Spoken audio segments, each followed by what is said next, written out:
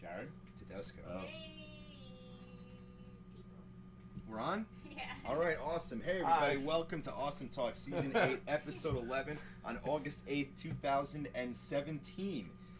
Tonight, we have an awesome show filled with talking. Holy fuck, we've already got people in the chat room. Hatim is there. Brandy's there. Hey, what's up, you guys? So, tonight, we have a very special guest in the house. Dan Marter from In the Clouds Records is here. I'd like to hear a big round of applause. All right? We got some content coming. One of the things... I got a lower... Was it washing me out? My bright white skin? Yeah. Do I look a little bronzer? Now it looks real intimate. All right. Okay. But you can see us, right? Yes. Okay. Where the fuck did I leave off? The content. So anyway, so tonight we're going to do a replay of the Art All Night video that Mac Lahosi shot. Mac Lahosi's out this evening. But the fucking video that he shot for the Art All Night, and we put it together here in the studio, has got 1,000 views at this point. So congratulations to him for getting that fucking material together, because that really did well. So we're gonna do like an encore of that tonight, and then we got some Ice in the Face and all that kind of shit. And white people problem. Yeah, dude, let me tell you something, hot team. Sometimes the lighting can be a white people problem. It really can be. We get all watched out. For Christ's sakes, you can even see my veins. So we'll open now with a run-of-the-mill around the bar. All right. I am your host, Rick. I'm Ryan. I'm Dan. And I am also Dan. All right. Sweet name, bro. Yeah, good. Yeah. Clinky, everybody. Welcome to the bar. I'm hoping Tedesco comes, man. I don't know where Tony Tedesco is, man, but I want him to be here. Okay. Probably sliding down a laundry chute toward freedom right now. You never know with him. I feel like he's on an adventure. Yeah, on I his can way really here. see like he's hitting the back of a laundry truck crossing state lines now. Right. So he's gonna hop into an Oldsmobile that was parked on the side of the road months in advance. Waiting. And he's just gonna start flooring it here, and Yeah. he'll probably roll up 20 minutes late. Yeah. I think he's coming. Yeah. I feel it. I hope he's coming. That's what I think happened. That's my, He's like the guy who I'm gonna like go with that one. you seen the Boondock Saints? I have. Okay, you know how important it was for him to get that rope, and the rope turned out to be this amazing point of action? That's Tony Tedesco's life. He's the guy who grabs the rope at the last minute and then ends up falling out of an air conditioning duct with fucking guns spinning around. And then he'll just show up like, hey, sorry, I'm late, Okay, so. Or he's just drunk somewhere. That's a possibility. It's a possibility. So, what were we talking about before we started? The Jim Carrey video you posted. Oh my god, did you see it yet? No, I didn't. I know of its existence. I haven't had a chance to watch it. Did you see it? Yeah.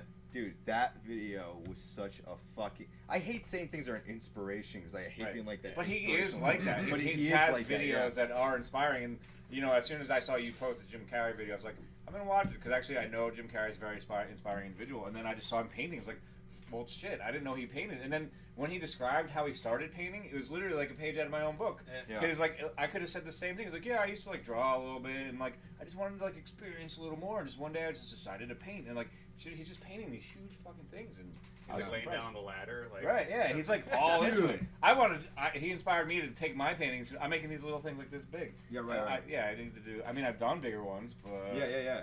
I'm inspired now to do it. I just kept looking at it like, man, he's wasting a lot of fucking paint. But it looked really awesome, so I'm like, all right, it's worth it. But then I thought, he's got all that Bruce Almighty money. Oh, hell yeah. He's got all that. That's all I was thinking that too. Of course he's doing this. Yeah, right? What else is he gonna do? I feel like if I have all the money, so right, exactly. I have to do something with it. I'm buying paint. Yeah, I can do this.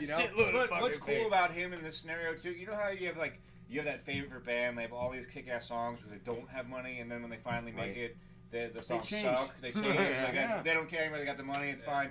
Jim Carrey is the opposite of that. He has all the money in the world, and he's still creating all this amazing art. And I just was like, all right, didn't change him one bit. So I made him more real to me. Let me add to that though, man. I also feel like the internet has changed things in a way where, like, it used to be you had to have somebody broker you into the world. You know what I mean? You needed a record. You gotta label, remember right, though, too, Jim Carrey did have that. I mean, he made all that Sure. money like so fucking long ago. It's not even like that. Right. Like, It's just money Ace Ventura stopped was being enough for him, yeah, you know what I money mean? stopped being a problem with Earth him Girls when we Are were off Easy to was probably enough school. You money know what for I him. mean? Yeah, like, right. like everything after that has been a passion project or just another cash grab. I mean, But- like he isn't worried about But I money like that in we fucking have decades. We have the opportunity because of the internet to have respect for him for this. Because if this was 1995, we would never even know the depth of what it is that he's doing. You would just think he's the guy that talks out of his ass, going, Yeah. And maybe that's why so many comedians kill themselves, because it's, you know, then if you made it in the 90s. But like, we have an opportunity to actually look in his home and the fact that he can just open it up to us whenever the fuck he wants. That's amazing, dude. That's brilliant. That's awesome. And like, I don't know, like, I feel like it's something similar to what I would do if I won $1 million. Like, if I won $1 million and I didn't have to work, I would just build a studio and just make shit constantly. Like, I But feel you're like that's doing all it I already do. now too. You know, nothing would change. Maybe the stress levels would go down. Maybe, you know, maybe I'd have the money to expand in a way that would matter, you know. But I guess, you know, it matters to me. That's enough, right? I mean, but I like to see it grow. I want to see it be big. Yeah, it's all about, like, finding what's inside you and putting it out there, and I think that's something that was a part of that video, but also just in life, like, we all create. I look around here, I can, like, get lost just by, like, staring at all this shit, but I was really impressed to hear that you were making it. Like, oh, dude, that's awesome. He's, like, he works with his hands, he's creative. You know? So it felt like an instant connection right there, just because I saw a little bit of what's inside you just by looking around your place. I love... This is off limits. Yeah, Jane, why don't you knock it off? I love watching the way he took like gallons of paint and he had the spout and he's just dumping it everywhere in the apartment. He's like, yeah. He's like, that color's pedestrian to me now. I can't use that anymore. And I was like, this is fucking that's something that someone says when they've been doing this a lot for a while. He also said another thing too that resonated with me. He did the teal. Or like a red on the teal, and he's like, I just think about the colors too much. I just chose one, and it's like, oh, look how awesome it is. I'm like, because sometimes I sit there at a painting, and I'm just like, thinking about the colors too much, and then I wind up using 16 different colors, and winds up being amazing. It doesn't turn brown. So like the fact that he had literally, he's like the lines he said were straight out of my brain. Yeah. So I had a moment. I was just sitting there with my phone. I feel like if someone was watching me from the outside, they're like, Dude, "Is there's Dan a fucking okay?" cursor right here. Right here. Thank you, sir. That was a perfect moment. All right. Got me. You have no idea how many splinters I got sanding this goddamn thing. Here's what I'm waiting for, man. I'm waiting to see a painting tour with Marilyn Manson, Oh, Jim Carrey, and George W. Bush. Yeah, George Bush paints. These are all people who paint. God, as much as I hate that motherfucker, he paints. So Not they're bad. all in art therapy. There's a caseworker standing behind every one of them like, don't worry, you're going to get pudding today if you finish. Wait, you've seen Marilyn Manson paintings? No, too, man? Mommy They're didn't really come good. to He's see really you good. today, honey, but don't. She said maybe tomorrow. Yeah. What's cool about That's Marilyn their Manson, pills. I'm pretty sure he doesn't make prints. He just does originals. So like, you get an original Manson, it's like It's big a real deal. Yeah, it's a real deal. Dude, the last art show he did in California sold out. In the I could be first wrong, night. but yeah. Totally sold out. And dude, good for you, motherfucker. Yeah. Good for you, man. If you're making art that people want, all the fucking power to you, man. He Like, doesn't have to cut his balls on stage anymore. Yeah, Like, he can just, right. like, throw up He doesn't have to remove a rib to suck his own dick or whatever. Like, That's just bonus at this point. yeah, right. That's just gratuitous. I was like furious at Stones once. I went over his house when he was like packing shit up, and I guess after his fucking room had flooded one of those times from the laundry machine or whatever. We're in his fucking room, and he's like moving shit around. I think he was looking for some of my tools or something, and shit's all wet. And I go under the bed, and I grab it, and there's an original fucking Jacob Bannon fucking print of one of the graffiti like female pose portraits that he did for the album Axe to Fall, and it's like gorgeous, but it's all wrinkled and waterlogged and stuff. And I'm just like, dude, what the fuck? And he's just looking at me. He's just, and like right there, I was just like, he doesn't even know what I automatically assumed, well, he doesn't know what he's got here. This is fucking awesome. And he just looked at me. He's like, yeah, you like my Jacob Bannon? I'm like, yeah, I got even angry. I was like, what is wrong with you? Like, what is this sweat? Like, what is this fucking wet for? Why is it not on the wall? Like, I was furious. I was so fucking angry. I'm like, do you know how much I would want? Like, I fucking lost my goddamn mind, and I started screaming at him. He's like, dude, what the fuck? He's like, yeah, you like my Jacob Bannon? I'm like, ah! Yeah, it's You knew what it was, and you left it in the goddamn flood anyway. Like, I was so fucking mad, dude. Team, we all think of things we would do if money wasn't an issue. Carrie actually does it instead of just wanting more and more money. Yeah, I agree with that. Artist is life. I respect that. Yeah, because that's the other thing too, man. A lot of people who become celebrities, they just live off of being a celebrity. Yeah. And I feel like what he's doing It's is probably like, just yo, a great release for him, Like, Yeah. just, hey, it's not about, I don't have to fart joke or do anything. I could just fucking. I honestly, it's possible that it's art therapy. Yeah, for him. that's what I'm saying. Like Yeah. a lot of people, you take someone like Robin Williams, for example. What if he painted? You know what I mean? Yeah, Maybe yeah. he did, for all we know. I don't know. maybe we'll find out. There's like a vault that's gonna open. Yeah. Those But, like, days are gonna be really fucked Maybe, up. and maybe that's why I started painting too, for my own therapy. That, you know what I mean? And I feel It's like nice, yeah. But it's probably something just to get him off the drugs, because I remember like early '90s like Coke stories about like Jim Carrey, and we was doing all like the faces and the mask and all that shit. Oh, yeah. Oh, yeah. So, I like, mean, dude, the mask need a drips with substitute. cocaine. Like, oh, Jesus Christ, dude. Yeah. What's Slow down. funny about Jim Carrey too? I have a circle of friends that in the '90s they actually got paid to go to raves to be those like dancers, like Yeah, on sure. stage. I remember those days. Yeah. No names, you guys know who I'm talking about. But I remember one of them would actually sit there and watch Jim Carrey videos to learn how to dance. Because if you actually think about it, Jim Carrey can isolate any muscle on his body. It's true. And it, like old school like Ace Ventura stuff, like he'd tie himself in knots and so like he would actually watch and learn dance moves from Jim Carrey, not even dancing. I remember him actually telling me that, and I'm just like, what? Yeah. This is so interesting. You know, I learned dancing from MTV Grind. Apparently, the MTV Grind dancers learned from Jim Carrey. Yeah. So, fuck, I totally just lost what I was gonna say. Dan Cortez, MTV Grind. Let's talk about it. Somebody said the other day they were It was like, MTV Sports. they're like, today's Yeah, MTV's 36th anniversary, so let's celebrate 6 years of music and 30 years of whatever the fuck. Like, I was like, yeah, man. That is Tony. Tedesco. I told you, I felt Somebody it in knocks my heart. on the awesome I felt talk it. door. All right, well, If he doesn't there come it in is. soaked in blood, one time, It's all for nothing. my family dog ran away, and he never really ran away very often, but he came back. I mean, I'm talking like 10 years ago. He came back so disheveled and covered in leaves and sticks and like wet. And me and my sister just looked at him like, we're not mad you ran away. Like, I just want to know what happened to you. Right, like, what did you do? Like, I'm really intrigued by your adventure. He's in Stranger Things, hanging Right. with the Demogorgon. Like, But like, he also was like so happy when he was like grinning ear to ear and just a mess. And it was like, where did he go? Like, there was nowhere he could have gone to get that messy. you know, like when young Amish people leave like the reservation to go out in the world for a year. I feel like that's what your dog went out and did a bunch of drugs, ate a bunch of shrooms, fucked a bunch of other dogs. He like, came got laid as he shit. came home that the day, just knocked on the door. Like, I just need to go to sleep.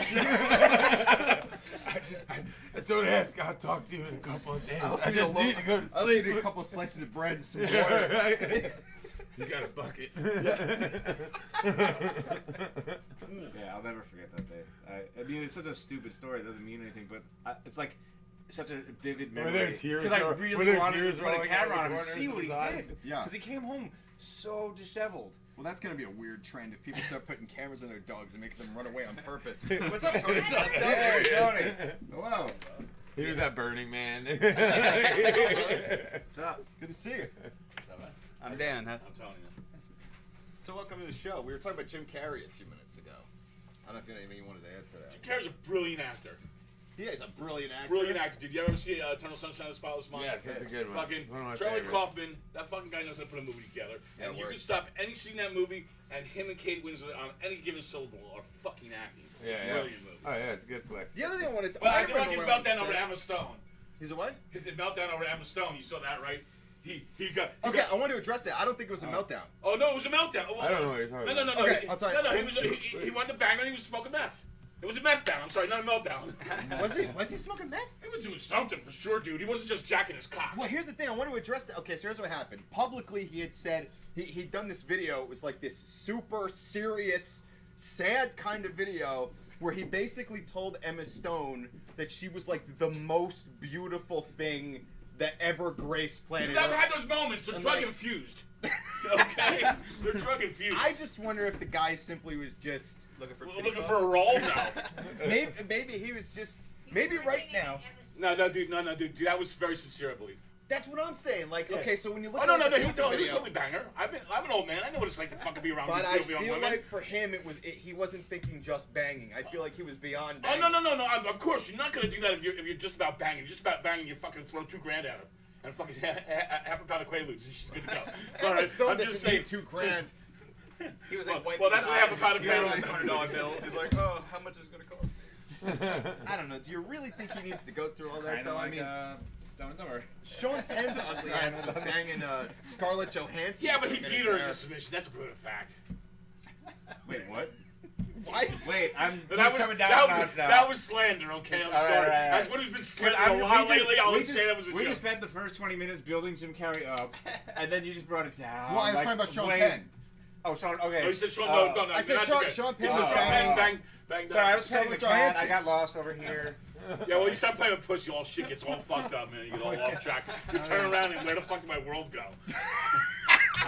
Maybe that's what Jim Carrey was doing. What's He what's- wanted to be a Sean Penn. He wanted to have a Sean Penn moment. Yeah, you wanted his He Sean wanted Penn his Emma moment. Stone. Like, this is my last chance. Emma This Stone, is my please, story. Jojo. Wait, pump the brakes. When was the Emma Stone thing? Because This in is the my video, stuff. Jim said he just started painting last year. This It was about- maybe last year, maybe 2 years ago. maybe a year or two ago. But here was my point. My point was, what is the possibility that this dude was already down the rabbit hole trying to find this serious stuff in his life, and he found Emma Stone on the way. And he Well, was I could see it. and he was She's like, very look, appealing. he was like, before I die, I could tell her she's beautiful and the whole world will watch. Dude. When most people do that, nobody gives a fuck. Well, I do, but you end up arrested sometimes. Yeah, well- But, you know, I don't know. I spent my $2,000 trying to get girls to fuck me as opposed to leaving them for bail money. So you know, that's my reserve money. That's all facetious, by the way. Okay? Dan's like, That's what I was wait. thinking. I was like, that's He's like, very I'm going back to facetious. playing my pussy over here. But the other thing I wanted to say was, I remember what Yeah, it was now. this show gets me in more trouble. More trouble than my Facebook fucking jerk-off friends, but anyway. Dude, you should have seen him, man. A few months ago, he's over. First, I was the drunkest I've ever seen anyone. I never get drunk, dude. I He can't never have gets been drunk on one He hand. never. Yeah, he's never. I like, get never tired gets of drunk in my on the life show. on one hand. I always plan. but not this time. That night, he went insane. He took his shirt, ripped it off, Quoting Benjamin Franklin. one shot, a T-shirt, and just started quoting Benjamin Franklin. Apparently, I And said was like, Benjamin Franklin didn't Oh need my no God. fucking camera. Yeah. Let's get an Awesome Talk shirt made With for Benjamin, Tony yeah. that has a Velcro rip-away.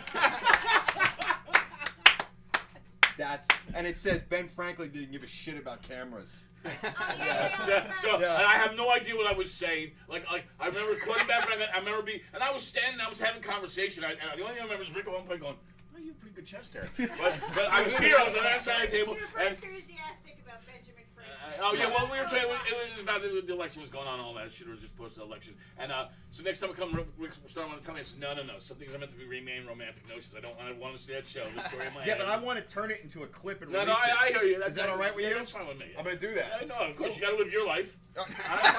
I ain't putting blinders on nobody else. I'm Look, man, you're anything's just gonna another drive horse. traffic We're here. all horses in the same fucking race. That's for sure, Clinky. No. Our jockeys are all getting drunk together after the fucking race. So the other thing I wanted to say was about Jim Carrey is we were talking about how it's better for him to be remembered for this awesome artist he is right now, because back in the day nobody would see him as anything but a guy who did fart jokes, right? Yeah. So No, I don't know about that. if it were 1995, our perception of Jim Carrey could be much different. Well, dude, that's what anybody will give it time, all right? Sure. Anybody give it time.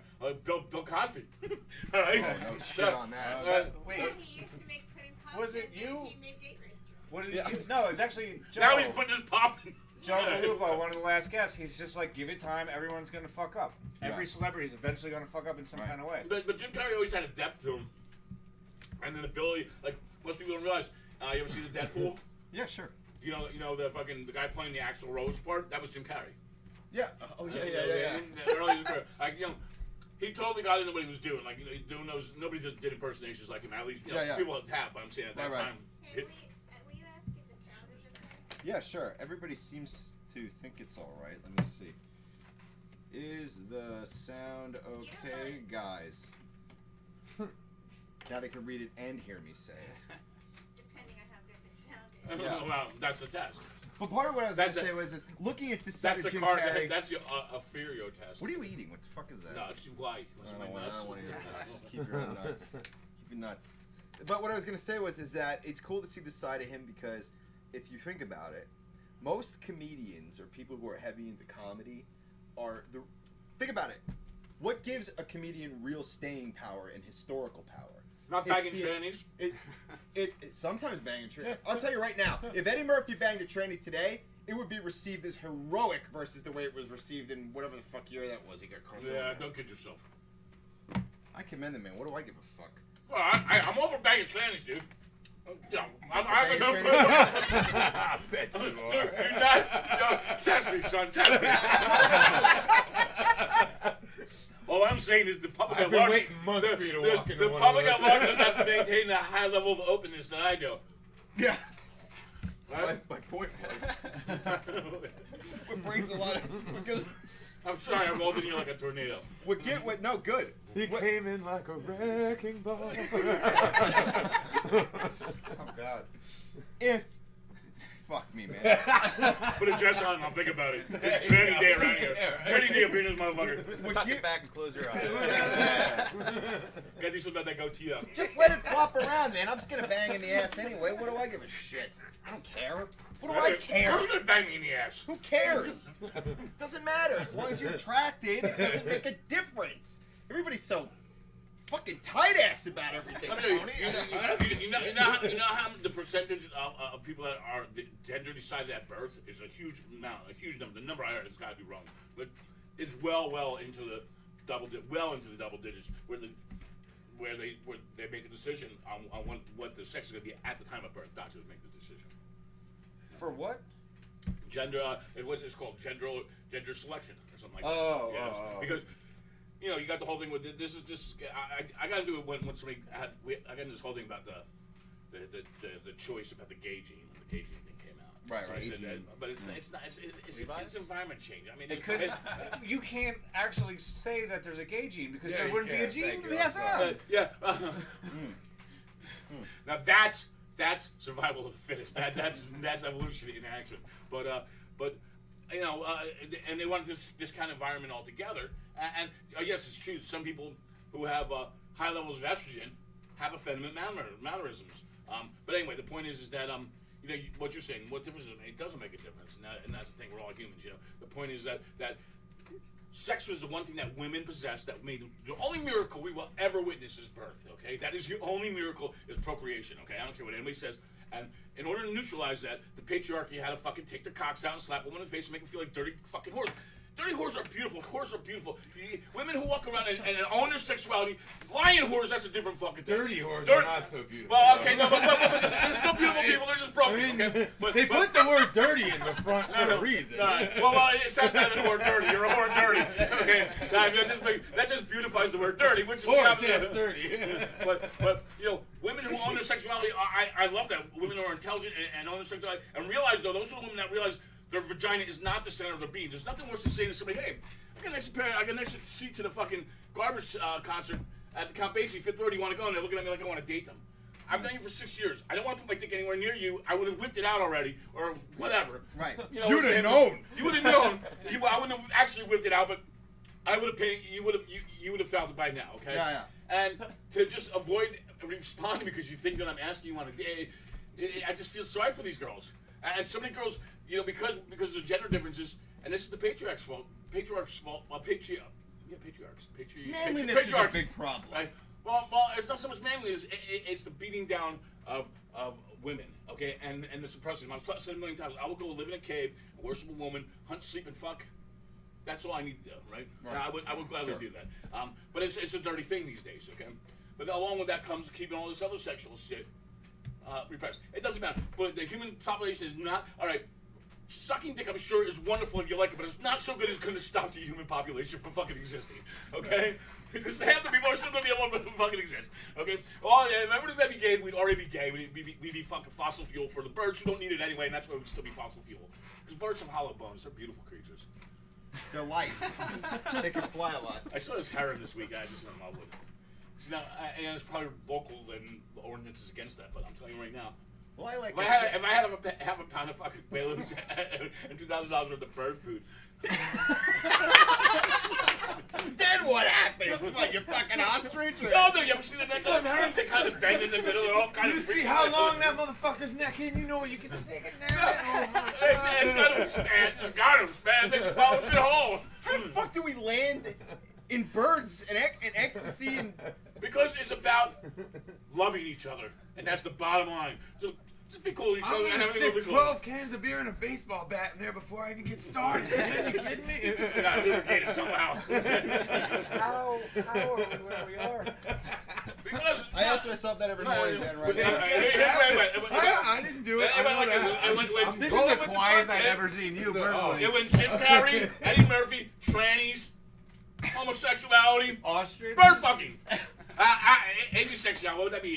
Avisexual? Avisexual? Avisexual? I don't know. Yeah. Larry, you're a scientist. Avigator. If you get her, okay. Well, anyway, my point was. That Jim Carrey can paint? Is that cool? Hooray, I wasn't here for that, so I'm just kind of trying to get caught up. My point was the one thing that makes comedians hang on forever Is that they don't make enough money to quit? He's fucking a model on a shit ton of cash, you know? That's how smart they are. George Carlin is a legend because George Carlin was a genius. Yeah. Richard It's Pryor also is what a kills- legend. it's also because what he was kills a him. genius. Louis It's also Anderson. the- Well, he puts a dress on, so never mind. That's all. He's still making money. Is my point. Oh, yeah. So is Carrot Top, but I mean. I understand. So my point is, it's not But about. by the brains. way, Carrot Top has a sense of humor that runs so much deeper and so much more respectable than people give him credit. Well, for. you somehow I knew you had a secret brotherhood with Carrot Top. Even before you went like this, I felt that coming. I was like, you just A have this chest. secret brotherhood? What's the connecting tissue? I'm a secret handshake. I don't know. I'm not in that brotherhood. But I knew. Let's put it this way. I just knew the hand was going here. He's the John Cena of comedy. I'm coming for you.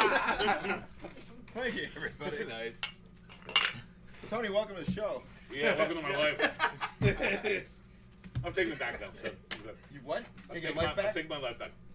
I got closure. You seem excited about it. Oh, I'm very excited because I realized You hear that, life?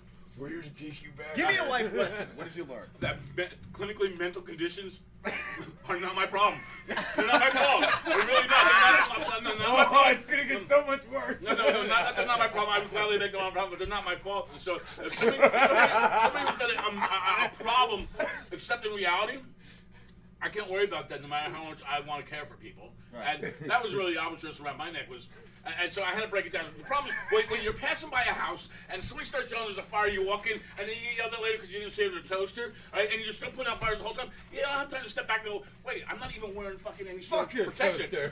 I'm not even wearing any sort of protection. And once you do that, 2 months of bed will do that, and you start realizing, no, okay, well maybe I should have realized that the way I deal with normal people, it's not valid in all cases. And so when I try to amend that, and then I hear things like I've been keeping a diary, and you did this. I said, well, why did I do that? Why does a rapist? Why does a pedophile rape a child? I heard that. I was like, I was free.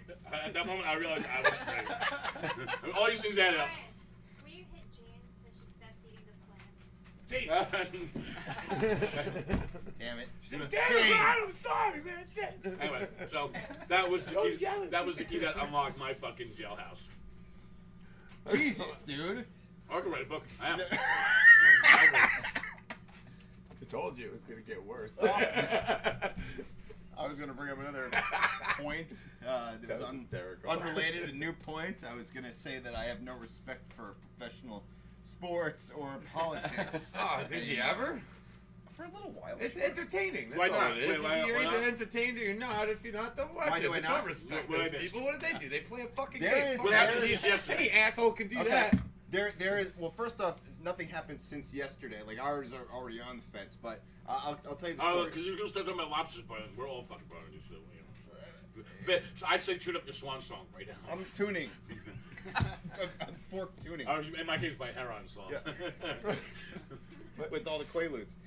Got a good song. One thing I learned as a musician and a songwriter. First off, if I knew songwriting would get me much more pussy than fucking guitar playing, forget about the two combined. I would have started writing songs a long time ago. But anyway, the point Start is, writing poetry and wear a beret. when you can, that's crossing the line because What's crossing the line? Well, no, I'm saying crossing the line. Okay. See, right away you jump to the negative. I'm all for banging chicks. I'm gonna make that clear. To a okay? negative. What's that called? Am I a negative Get a person? glass of wine. Dude, I almost choked. Do you know the Heimlich before? Oh, If do you like ask the me if you're a Russian negative version, person, you know, please tell me you fucking. I don't think I'm a Angry negative person. I'm just a realist. No, you're Which negative. is what negative people No, say. you're a negative person. All right.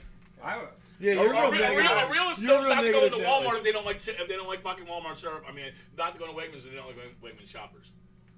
Ryan, I see him most of the time in Wegmans. I see Rick all the time. I see Rick and Wegmans more than I do on Tuesdays. I professionally hate things for fun. Okay, well, Like I watch cooking shows Semi-pro. because paid for it. because I want to kill everyone on the show except Chef Ramsay.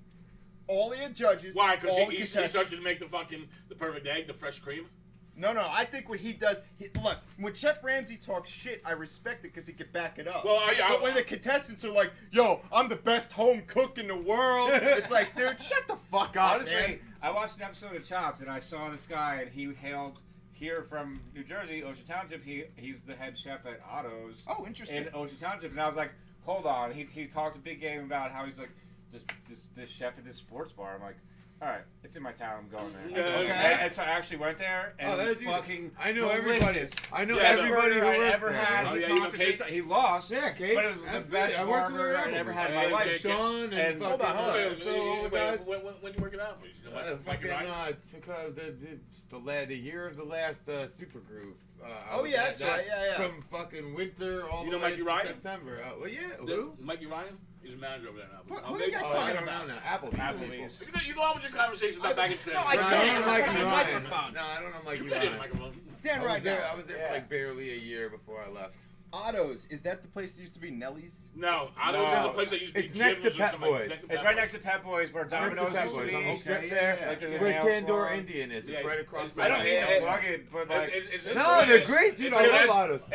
It proved me Dude, like it's an the industry like the bar. worst Anybody losers who on works Chopped in a actually restaurant might be hangs able out to there cook when they the get food. off Whoa, their whoa, shift because they serve drinks till 2 a.m. There's no last Yeah, call. yeah, They yeah. serve till 2. Their It's clock's an run on industry American bar. time. Yeah. It's an industry bar. They wait for all the fucking servers and Yeah. cooks to get out of work. If you get out and get there at 1, that the last hour belongs to the industry people. They serve all the way up till 2, and they give You you worked all packaged day. goods. You're gonna get fucked tonight. Yep, Just you're come gonna to get Ollie's. drunk. They're gonna sell you. They'll sell you packaged goods. Yep, they'll sell you packaged goods. Good And they'll for them. keep it open until 2, sometimes No. 5 or so. You know what I mean? 5 But- seconds, right? Yeah, you know, they'll give you that extra couple of slugs and let you finish that. Whoa, dark but game hold and on. then send you Somebody who back. runs a kitchen in Ocean Township was on Chopped. Yeah. Good day, man. Yeah, Good but- for him. But wait, get him on this What's even show. crazier, not even a quarter mile Well, away. dude, like, was everybody where- should do it. where Dude, like, Gordon everything on their Ramsay menu is did under his, $10. Amazing. What was Gordon Ramsay's show where he redid the kitchens because of your fucking asshole? Yeah, Kitchen yeah. Nightmares? Mike and Yeah, Nelly's. yeah, Mike he- and Nelly's Not was even a on there quarter and they mile fucking away. crashed. Gordon Ramsay was there too, so it's like it's kind of funny that. My parents got kicked out of Mike and Nellie's. There's a lot of really good restaurants in here. I mean, Bradley Beach alone The has. chef, no, fucking. the chef must have been really drunk that night. The fucking would have been hard to understand. It was Come my on, fault. come on, you got the fuck out of here. It was my fault. I was under a year old. I was screaming. And let me tell you something. Oh, the- you fucking ruining it for everybody. The people who made the decision to kick my parents out for bringing me into that place were right to do so. Of course. You do not bring a screaming baby into a restaurant where people are trying to I unwind see from now. the week. I see now. It's You know what I'm saying? self-hatred. A little bit. A little bit. But I suffer from a little bit. A lot of it. So most of tell it. me about your There it dreams. is. But they did the right thing. They did the right thing. You shouldn't take a screaming baby anywhere. No. Or you should just leave it home until it stops Leave screaming. it home. Honestly, you could probably. That's what the duct tape is for. Yeah. Yeah, leave it strapped in. As long as it doesn't starve to death, you can make it home in time. Duct tape a bottle to its mouth. I mean, I my mean, daughter's too. She made it through. how bad can the trauma be? You know, They don't honestly. They don't remember until, like, 3. Apparently, it will not be any worse than taking your kid to the restaurant. Yeah. Clink, everybody. Let's Alright, have a good. set of clink here. All right, I'm so gonna get so pumped from this monster. I'm just like, Is that your second one? yeah, Dude, 2 for oh 4. my You God, gotta dude. do it. Oh my God. My daughter casts me in half a cup of coffee. I wake up like this, man. I woke up like this. You mean this beautiful? Is that Well, what you're saying? that's just a glow because I'm basking in your fucking apologies. You mean What he's saying is he's dirty. I'm a dirty whore and I own I my woke cock. up like this. I own my cock. He got up 30 And I'm minutes dirty. ago. Yeah. Well, this is true. I did wake up 30 minutes ago. I slept in these clothes. But Let's see here. It's a full hour of being a dick. I've pretty seen much. clips of Ramsey. I've seen clips of Ramsey, but never watched an episode. It is a full hour, half hour of him being a dick to cooks. No. Let me tell you something, hot team. Not It's even not the cooks. case. It's not the case. That's Chef Ramsey being straight up motherfucking That's honest real, with man. people well, who need the honesty. If you can back it up, I've never had a problem with somebody being a dick who could back it up. Right? The Right. problem with I people being agree, dicks who can't agree. back it up, or people who just can't back it up. I've worked in 5-star kitchens I know, before. I- If you run a top shelf You're gonna kitchen, yell at people.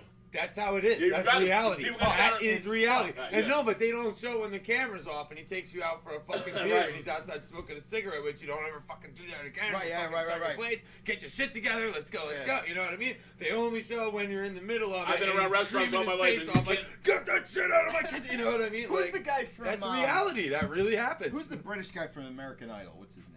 Simon Simon Cowell. Cowell. That's the one, yeah. My favorite part of American Idol, and I know this is a little cliche, but I still think it's true, is the first few weeks. When some of those people go out there, I don't even care about the rest of the show. I don't watch the rest of the show, but I will go on YouTube and watch clips of people fail.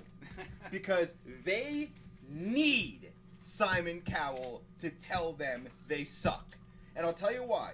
Because when you're told you suck at something that you love, one of two things happens. You realize it's not for you, or you actually put the work in to get as good Oh as no, you no, need no! to Or be. else you What just don't. year No! Or else you just don't believe them. What I year met did more people who American don't believe Idol them. start? That's Long Tony's time probably ago. right. What year though? Does Wait, anybody what did know? he say? What year? They just don't believe it. They just don't believe it. After what I've been through the last few years. But they might later. Yeah, they Oh yeah, might no, like- they'll always have a moment of epiphany, but that is the quote. I feel like everyone's just writing a really great story in the best possible way for themselves, and so like, they're not. They might not even take the constructive criticism. They're just gonna go home and just talk about the experience. they Right, had, right. you know And what I how they got mean? ripped. Right. He couldn't look. He didn't show my tits enough on the show. Yeah. That's why I didn't get to the next round. I'm totally gonna ace it next time. Yeah, right. But that's the thing, man. Sometimes it takes a while for someone's negative criticism on you to resonate. And you absorb it a little bit more slowly. You know what I mean? Yeah, well, here's the thing: you're never really going to progress creatively if you can't take constructive criticism. Yeah. There's a couple good markers. I'm not to say that's impossible. Or even Also, unconstructive if you're not, my other quick axioms are: if you're not pissing people off, you're not moving forward. If you're not bringing new people on, you're not moving forward. Right. You know what I'm saying? You gotta be challenging yourself and be honest enough with yourself to be challenged. Where so many people, I know so many people are like, oh, I wrote 3 great songs this weekend. Like, dude, you probably wrote half a good chorus. And I don't write great songs myself. I'm just saying them. But it takes a certain amount of work. Don't get me wrong. Paul McCartney can wake up and write Paul McCartney can wake up and write Yesterday. But when Rod Stewart wakes up and writes Forever Young, you better believe it's a Bob Dylan song. That Bob Dylan spent fucking months writing. Right? I'm going Dale Cooper with it. I wish I had a cup of coffee. Wait, there's a quote that I want to say. I don't remember who said it. I want to say kind of maybe it was Louis C.K., but I could be very, very, very wrong. Go for it. But it was just him bashing American Idol, and he was just saying, like, could you imagine if this show was around in the 90s and you had someone like Kurt Cobain go up and play a song asking for Adam Levine's approval for it, Yeah, well, and like Word. I think about that too. right, and just be You have like, to know that's your just bail complete bullshit. Like, yeah, He would have went home and killed himself. the quickest way to a shotgun. That's a good joke.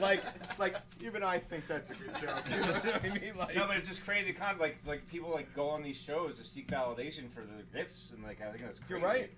And like, But let me tell you something, dude. But maybe Kurt Cobain would have gone on the show. He wanted fame, and as much as he denied it, he I wanted wonder it. if he would have brought a shotgun with him. Fake skies.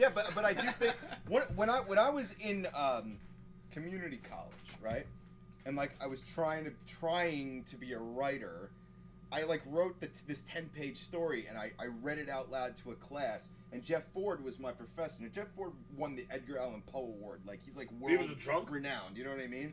And one of the things that he married his cousin one year. Basically, if you're a writer, you don't drink. That's like saying you're a poet, but you can't fuck well. This is okay? the Edgar Allan Poe Award by way of West Virginia. Hooray for no reason. Yeah, right. I have condoms underneath this. Basically, what he said to me was that story would have been good if it hadn't have sucked so bad. And he ripped it to shreds. And that's what you need, though. Definitely was what I need because it changed the way I write from there. And I Well, gotta tell you, of course, your butt hurt when someone tells you that at first. You know what I mean? At first, you're like, yo, fuck you, dude. No. What do you know? You know? Here's the thing. If you, I believe that the beauty with art is that it's twofold. There's form and function, right? So I don't have. I know we have this argument all the time. Well, but this is an argument. I'm actually agreeing with you. Okay. But never mind. You sidetracked. No, go ahead. I'll save it for another time. I'll save it for the next argument. No, please continue.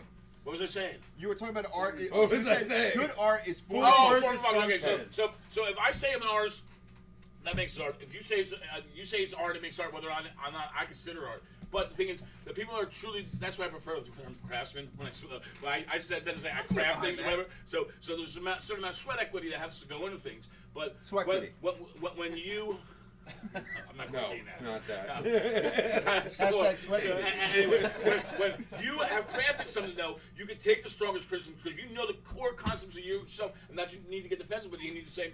But like I've had people say, "Oh, you should change this. Doesn't make sense." I said, "No, you're just not getting it." Here's when I make something. It's a stimulation. I'm waiting for the day, whether it's a tranny, whether it's an old man, whether it's Bill Cosby. I'm banging that person when I get my shit on every level. I don't give a shit. Okay, that's why I stay away from Alejandro Jodorowsky because I know that guy was. I'm in love with him already. Right. But anyway, sure. So his eyes. I mean. When someone finally shows up, he shoots laser beams at you.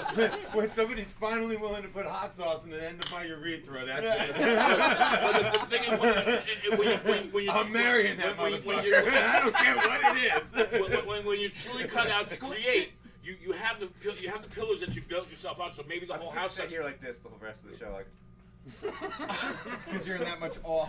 Okay, your ears are a little bit further back if you're trying to. No. You gotta just get this one light to turn up, and that way it's on there. I don't know. Do I'm like stressed out. But Catch a hurricane. No matter how much somebody tears you down, okay, that's an act of love, okay. Right. If they're doing it constructively, some people are just assholes. You need to, but you need to stand your fucking ground in those times and not be defensive. Just say, well, here's where I'm coming from. Sometimes people miss that because the shit around it is just so decorous and flowery that they miss the beauty in the middle. But he obviously saw because he said if it didn't suck so much, it would be great. So the idea was good. Your core concepts were good. But when you interesting way of looking at it. when you create, you have to be solid in what you do because if you don't, then you're not cut out for it. It's like trying to be a boxer and not being able to fucking lift weights. Can't be torn down if you don't trip. Right. You can't be torn down. Yeah, all right. That was a good one. That was dope. Did you make that up? Yes. The beer made it up. Be honest, the beer made it up. Can't be Yeah, torn back down to if you don't trip. I don't know. I'm never happy with anything I make. So like. Yeah, well, that's another good sign. It's great. It's like, Oh, yeah. it's fucking garbage. Well, Like, I How like do you that mean? though. I'm the same way. I'm very Every, much. like, If you think you're fooling somebody, I'm sorry. Go ahead. I've run a record label. I've put out 60 records in the past 6 years, and every single release I look at, I'm like, That's dope. Could have been one better. thing I could do that would be a little bit Yeah, different, or like, Well, I would change well, it, they're or- always With the have people. People are like, hindsight oh, this is factor great, too, like, you know. I'm like, this is fucking stupid. Well, once you reach perfection, that's a sad place to be because Yeah. then you end up chasing yourself. That's why you see Bruce Springsteen around town now. Like you can run, you used to be able to run him at the lanes drinking all the time, and he'd be pontificating about Bob Dylan. Like nobody knows who Bob fucking Dylan is because here's a guy's facing his own mortality. But I gotta give it to him because he's still. And I'm not a big Bruce. Like his poetry, but the whole, but you know, I saw him once. I saw him once at a Stone Party back in the day. They locked the doors on me before the Born in the USA tour, and he put on a show like Little Richard. It was fucking amazing. But He's an artist too. He no, paints. but Watch him come out with this gallery. They're all ripped jeans and American flag. All his art is American flags. I paint the Roman pillars on my house every year. The thing is, he's constantly striving, he's constantly digging in, and you need to be able to return that and realize that what you're doing, no matter what you've done, is behind you. And where you're at now is there's always someplace better to go. So if you're not doubting yourself, and don't get me wrong, you're certainly basketball. Wow, it was good, but usually that's the shit you listen to 3 months later. And go, what was I thinking about? Like I use iPhones all the time, and I have hundreds of notes. And then at one point, Apple somehow collected them all on the cloud. And I got an iPhone. I'm like, wow, this came with some great sample. Oh, that's what's wait. And I realized, wait, I wrote that. All of a sudden, something I wrote that. And you know, the point is though, is that if you're not thinking that your stuff sucks, then you should be doing something else. I think creatively. Yeah. I'm saying. Don't get me wrong. If you're in business and you're making money, well then that's a hard that's an empirical sort of thing. But got to pay those bills too. At the end of course. Well, I grew up in a house full of artists, and one thing I learned: if you want to be able to create on your own terms, get a good job that you love. One that's going to give you the freedom to create. Because you know what, being a starving artist is romantic, but then again, so is fucking cholera. So you know what I'm saying? I came up with that one today, by the way. That was in a letter I was ready to do a perspective on more on plenty of fish. But I also want to add to what you said too about how anything you do, you don't feel like it's finished, right? Yeah. So like what I try to do is there was the guy who owns Patreon did a fucking talk about the difference between creating art and publishing art, and that part of the thing that hurt him so bad was he became such a perfectionist that he wouldn't put out anything. Yeah, and it got worse and worse. Yeah. Now that's a problem. That. You need to talk to me about that. For me, if you look at the puppet I made over there, I love that puppet, but it's got problems. There are things wrong with it. If you look at that puppet over there, it's a growth and expansion. The beauty's lying in the defects, man. But I love that puppet. And the next one I make will be made even more perfectly, but I don't lose the puppet, and I've decided there's nothing wrong with them. There are things in the craft I could do better, but as a piece of art, that's what the fuck came out. That one's not done, but... I mean, I looked at that, I was like, that's fucking awesome. That was the first thing I saw when I came out. I was like, I deeply appreciate very much. Thank you. Anyway, so, but there's things, though, that you can keep personal. When Da Vinci died, you know what was in his fucking bag? Come on, Lisa. He worked on that fucking thing. He worked on that thing his whole fucking life. Are you fucking kidding me? No, I didn't know that. I'm a Da Vinci fucking freak. I'm a medieval fucking Renaissance fan. I know you're a Renaissance. Da Vinci, Ben Franklin. Yeah, I know, dude. Right? Don't get him on Ben Franklin. Don't get me started on Gutenberg. And thus the Greeks gave us plastic surgery. but seriously, he carried that around with him till the day he died, and that's why they didn't know who it actually is and all that stuff, because he was constantly working on just layers and layers and layers, and that was his touchstone. And so when you create things, you have that, and certain things though, like when you're dealing with solid media, that's why I like poetry and song, because you go out, it's fluid. I could change it up every fucking night. You go listen to Dylan, he's changing fucking lyrics left and right, man. It's awesome. But you stitch an extra fucking couple stitches onto that thing, and it's gonna ruin it something, right? Yeah. A painting, you put another fucking layer on it. Right. I learned that a couple paintings in. So you have to know when to say enough's enough. And I was done. But then I was like, let me add more to it, and then you fucked it all up. It's still cool, but what it was way cooler. Yeah. And I wish you didn't do it. I think that's a result of the mind frame, though, too, because I think a lot of that is the result of a time frame. You know what I mean? Yeah, of course. I know that when we've ever had to record something, I've always been disappointed. I learned that when because every time we ever recorded anything, it was like it has to be done by this point, no matter what. However I want it on this day. Done. You can't go in the studio anymore. It's over. It's done. It's finished. And you shouldn't be scared of deadlines, though. I know, and I'm not. I wasn't like, hey, I put the stamp on it too. But I've never heard you say it like that. There were a lot of times where I just sat there like, man, I really wish we had an extra week to just because it was like you put a bullet to my head and I came up with something, and then when they were like, all right, that's it. Now cut, paste, and print. I was like, but I really like what I came up with. Here's the thing, now. Just one little thing. I would really like to fucking just change that a little bit, and it fucking murders my ears for the rest of my life, though. Every time I put them on, I feel like this is a common thing. I just sit there like, fuck, man, we never got the recording we were looking for. I feel like you're like a carbon copy of anyone in the situation. Yeah, same thing with me with Chemtrail. Like I listened to Chemtrail recordings, and I was just like, I just wish we had an extra hour just to redo that one track. Or like the one guitar part, but you just run out of time and money. Listen to it, it brings you juice shows. But understandably too, the band gets a lot. Like when we were just doing vocals, like the band gets a full week. Me and him get 48 hours, and it's like get your lyrics together, get everything together, get in here, do it now, scream it, go, go, go, go, go. and it's like 48 hours with no break to just Yeah, get it yeah, done. is- And then you walk out just like, I feel like I could have done that a lot better. Well, You here's know, the if thing, I though. had like a couple of breaks in the middle and like just like, you know, stretch my vocals out, rethink the thing, come back fresh and try it again. And say, you know what I mean? Like actually like get a chance to listen and go back and try it again instead of just having to do it on one take. You know what I mean? Like you will agree with this. You will agree with this. That's why having building a studio around your life is so fucking important. Because of shit like that. Because you do something, you hear it, and like. And you like, just feel like you always cheated yourself the whole he's rest like of I your am. life. You He's know? like I am. Fuck, If you man, create something, so you close. look at it, or you think about it, or you listen to it a billion times, and then you go, And you have a million, I got it. And you also have a something million needs people. to be You made. have a whole shit ton of people coming up to you like, man, what are you talking about? I love that album, and you just can't. Like, I just sit there like. Well, Could've time been out. stupid, man. Could've No, been it could have been way fucking Yeah, better. but What are you it- talking about? You know? But back to what we were saying before, maybe Tony can talk about it too. I don't know. Go. You go. Let's go. No, you go. I stole it to give it to you. huh? Go ahead. No, I literally stole it to give it to him. Oh, okay. I had nothing to say. Where was that? I need to backtrack.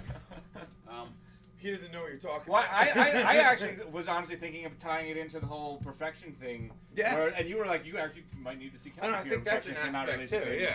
And, I mean, but I don't know what you were gonna say. I was just wanting. Well, Well, I think there's definitely an aspect of overthinking it too. Like Oh, I'll give you like absolutely right. maybe 70% of it is warranted, but there's probably No, 30% of me that's just overthinking shit that's Some of perfectly it's fine overthinking. too. You Well, know? Like- when you first come up with stuff on the spot, that's where you get the genius of conception, okay? But you still need time to stand around the edges. But the Yes. thing is, again, you're in a fluid medium. There's no sense you can't go back. I mean, maybe you're a little bit older now. You smoked a little bit more cigarettes, whatever you've done to your body. Yeah, I am, I and maybe, didn't but do it. I didn't do it. It was my other guy. You know, you could always go back and address that. For me, the way I found a way to come out, because like we recorded a record 2 years ago. People are like, why isn't it out? You put it out. I'm gonna put it out this whole time. I'm in no rush. Again, this goes back to me knowing that if you're gonna be creative, you have to be on the art's terms, not on the fucking not on money's terms or anything like that. you don't want to put out anything. And so, you know, our basic process originally was we have like a 1 year cycle, 6 months, 7 months. Record. When we go to the studio, I record everything in my studio first and demo. You know, and what I do is we record the basic. I give the guys the song structure. They come up to parts and we cat that first, so that's the foundation. We play it for a year. Me and Gorgo will practice. You know, we practice every 2 weeks. And if you want to show up, you show up. There's no pressure. That's the key thing. I want him in the studio, by the way. And then when we go in the studio to record, we basically record live. We know where we're going, but you have to have time to let things. And you do have genius on the spot, okay? But when you're forced into that, you know, and you go too long, it definitely could be a problem. I mean, I learned that with the two twin girls I had tied to bed for 20 minutes, just 20 minutes too long. Okay, but you know that applies. You gotta take It's the a bag hard off their accomplishment. shoulders. It's a hard accomplishment. Look, listen, folks. We have to cut to the break. I just want smoke to read the time. comments. Mental muscle is similar to physical. To get better, to refine an idea, meeting resistance will teach you. It will define and can make you stronger. And that's Hot Team is where I hope to see even when it comes to this Repetition. show. When it comes to the people who are involved with this show, But everyone has repetition. grown and But changed. the more, and that's all that what I kind mean. of Like, shit. and That's good. That's what I think is a valuable thing to a recording process, is a chance to Sure. like go at it a second chance. Like, just budget that into your time. You Sure. know, like we're gonna Agree. record the bones. We're gonna listen to it, and we're gonna decide And then what's we're gonna fucking put the wonderful. money You need to And put we're this- gonna do it again. This is the genius of Kanye. I'm going to tie it all back. Okay, to 3 months ago. Hey man, Kanye put that first record out, and he fucking sent out and said, "Everybody, I want your opinions." And they took their opinions, and he went back and he fucking Smart move. and tweaked the recipes, and really it was a brilliant move because he was. It Why is. you're I mean- secure as an artist, you have to be open enough to criticism and Why to be not? able to grow and to get feedback, because not all feedback's good. How many emails do you think he had to read about dick sucking and like, you know, people telling him that he's fucking horrible and terrible? You Of know? course, Hot Team. People scared of being criticized miss so many chances to grow. Absolutely. Of course. Stephen King said, "Don't think right. Doubting yourself is good as long as we don't let it cripple us." Brandy, make what flows. The don't think right is to get the ideas out of your brain. From there, you can add or subtract Exactly. as required. Yes. Absolutely. Yeah, well, correct. Yeah. Stephen King does have my favorite creative quote of all time. And that's a paraphrase, but you know, you should read more than you write. You know, Yeah, and that's totally, I see so many musicians on the scene that are so busy playing that I go to, and I'm gonna say, you know, I my agree with some that, paradigm of virtue, but I go to 100%, yeah. 10 times more shows than I play Sure. because feeding off of what other people are putting out there, and you know, and don't get me wrong, you get that by listening to radio, but being part of something larger, right? Exactly. Yeah. Inspiration. No, yeah. That's an organic inspiration, not you know. Look, listen, gentlemen. We have to cut to a break. I gotta go over there. Damn corporate sponsors. You really fucking do. Sarah, 4 simple things, okay? 4 simple things. One of the things. One is check Frank every third. Every third look, check Frank. One of the things I want to say is what we're gonna cut to. First of all, is the Art All Night footage that Matt Lahosi shot. Sarah and I picked it up. We cut it, man, and it came out this great fucking video, man. It got 1,000 fucking views on the Facebook. It was amazing. Then we're gonna cut to some Ice in the Face. It's gonna be about 25 minutes, and we're gonna come back. Our guest Dan is here, man, dude. Pound it, man. Love having you fucking here. It's been a great night so far. Oh yeah. And we'll be back in about 25 minutes. We will be.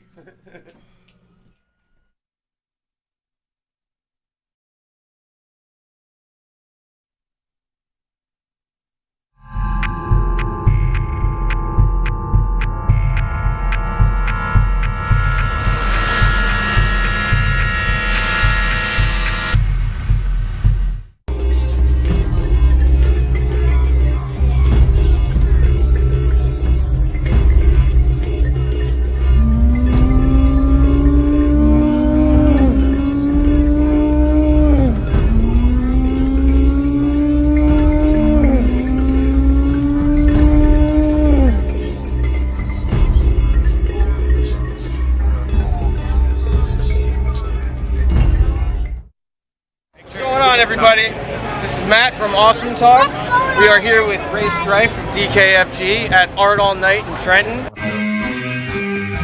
Here we go. I will never make anything beautiful. I will never be a part of anything beautiful. I will never be beautiful. How long have you been working with Art All Night? Not long, like I come every year. I've done stuff randomly like 2 years ago.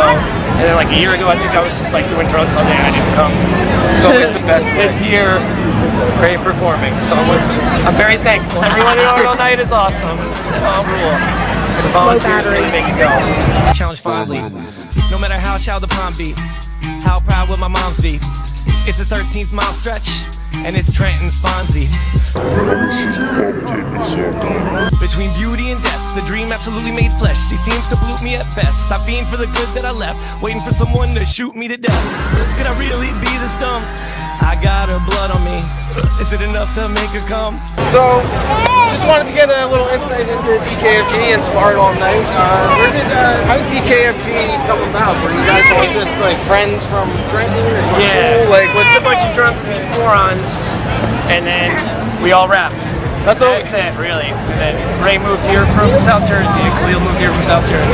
That's all there's no real thing at all. Wasn't even trying. I'm more starter pulled, you'd be hard pressed to find a harder dude. Plus I got a lot more heart than a lot of you. Yeah, a sincere lust. Get your girls rear and bust. Fuck the fucking upper crust, but what he spits is butter trust. All you fucking motherfuckers gotta always wonder what's making a guy like him tick. What's his wanderlust? I'm Ray Strife. We got a tour kickoff next week, right? How you doing, Ray? I'm doing good, thank you, Khalil. Yeah. Make some noise for the Dirty Merlins. Ray Strife's going on tour 23rd. That shit's gonna be fucking dope. Khalil's gonna come with me. Just eat my pizza crust for 2 weeks. We're going to New Orleans. I'm going to New Orleans. They don't care, Khalil. All right. Hold up, I gotta take the bus. A rhyme maker plus someone who keeps taking drugs, saying nothing to the fuss, hanging out with my thugs, trying to be what I was. I couldn't even be what I was. I couldn't even be what I was. I need a couple hugs before I go nuts. Happy New Year's in a facade we trust. I couldn't even be what I was. What were the musical influences that got you guys to really come together and do this? I guess it's super different for everybody. Like me and Khalil knew a lot of punk. And Wade is now too, and like Ray's not really into punk at all. Ray listens to like strictly like top tier Midwest indie rap stuff. So it's real. It's cool because we're all so different, so it meshes together really well. I feel like. Rappers like to hold the mic wrong. It's gonna affect our stage performance to not be able to hold the mic correctly.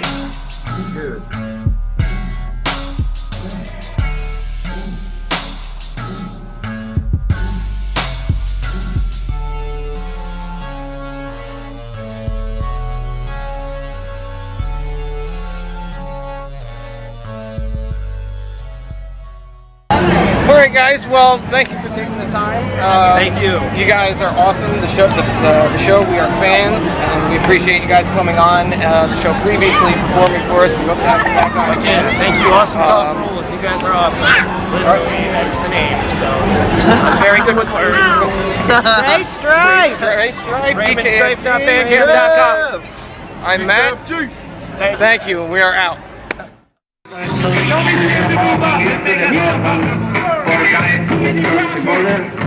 That's how it's hard for us to come to United States and get up one guy. They steal everything. They order from Cali, Texas. They Beach race right like a business. Emails going down like a mommy my business.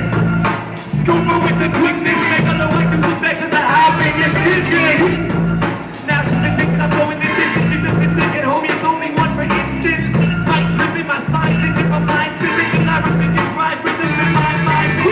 Set my style down the country, running from my past. My whole thing's behind me, running as I know where back. Not giving a fuck, world is downloadable app, building my comic collection. Good people talk about rap. Every time I enter the room, I feel tension. Damn, not gonna blow up your spot with names I mentioned, fam. You care what you mention, man. Your girl's going down quickly like American attention span. Shut up, Louise. How you doing, boy? Shut up. The guy you're hearing right now lives in my basement. Gringos starting us. I love you for everything. I fucking love you guys. Oh, look at that.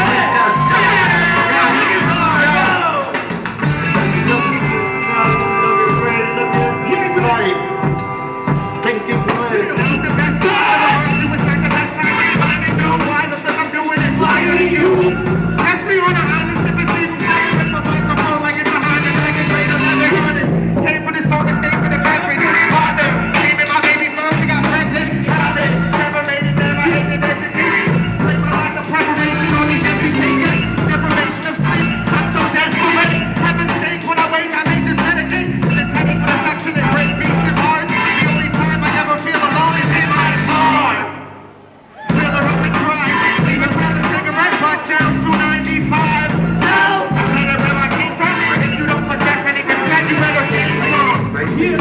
How you guys feeling? Enjoy this life. Don't make my motor go down. Thank you for being here. Gracias por la cerveza gringo americano. I love you, gringo feo. I love you, everybody.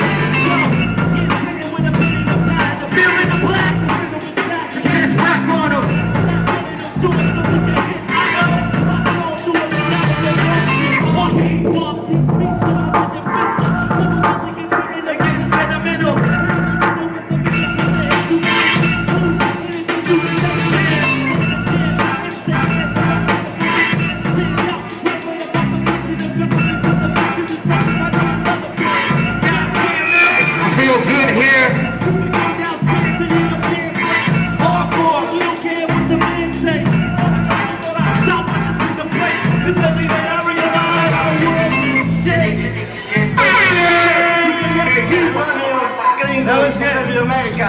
That was good. That was good. Now you got him that mic. That mic right in his last bar there. I'm sorry I coughed the mic. I'm sorry. I always break microphones. How you guys feeling? I got a huge lawyer. You guys all getting fights with your significant others yet? Yeah! Super hot out here? Actually. Fuck that shit! Get a divorce! Fuck that shit! Fuck on all night! Not me, that's like you when you... But anyways, it's good to be here. Thank you for having us. We're just tired. But it's got this, tight asshole. And it's also got tight pussy lips, and inside is also ripped, just like a real pussy. In the past few days, when the flex for the sun rays became apparent, I don't act like a parent. I used to hate the job, now I like it more. I had to ask my girlfriend, what you feeling on my lighter? Like it's torn in between the boards and the lightning storm. Single find a cruise with the horse of self-righteous. 40s on deck plus 10. I bought a ticket for the hayride, I ain't trying to pick the pumpkins. Everyone I know can make the same assumptions. Like a Mexican or Ecuadorian, and they call me Melon on the Pesa. Bitches is America. I'm pulling up that I cannot afford to get my hair cut. Where's the love when they cut the power? Pretty sure I see you chilling on my couch.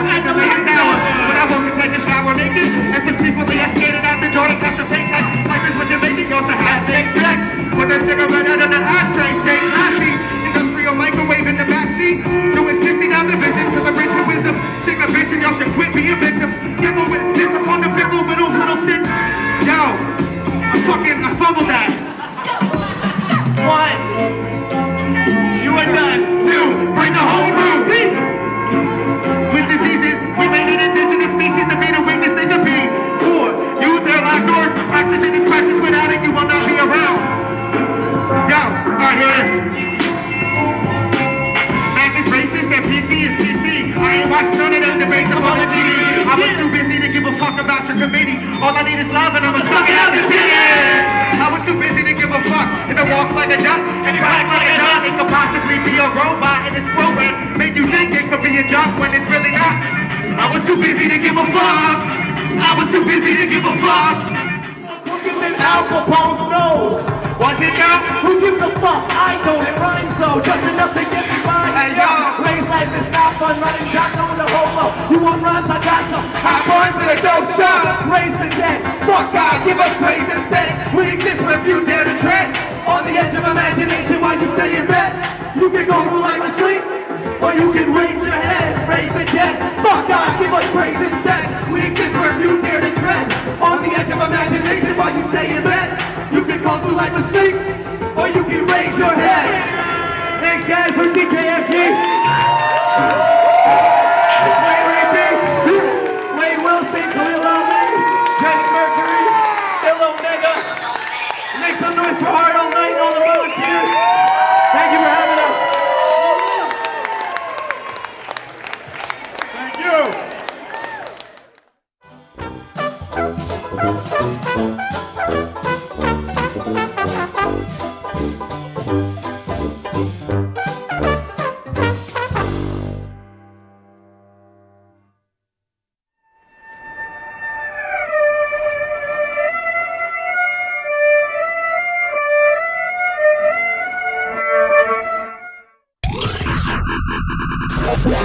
You're listening to us.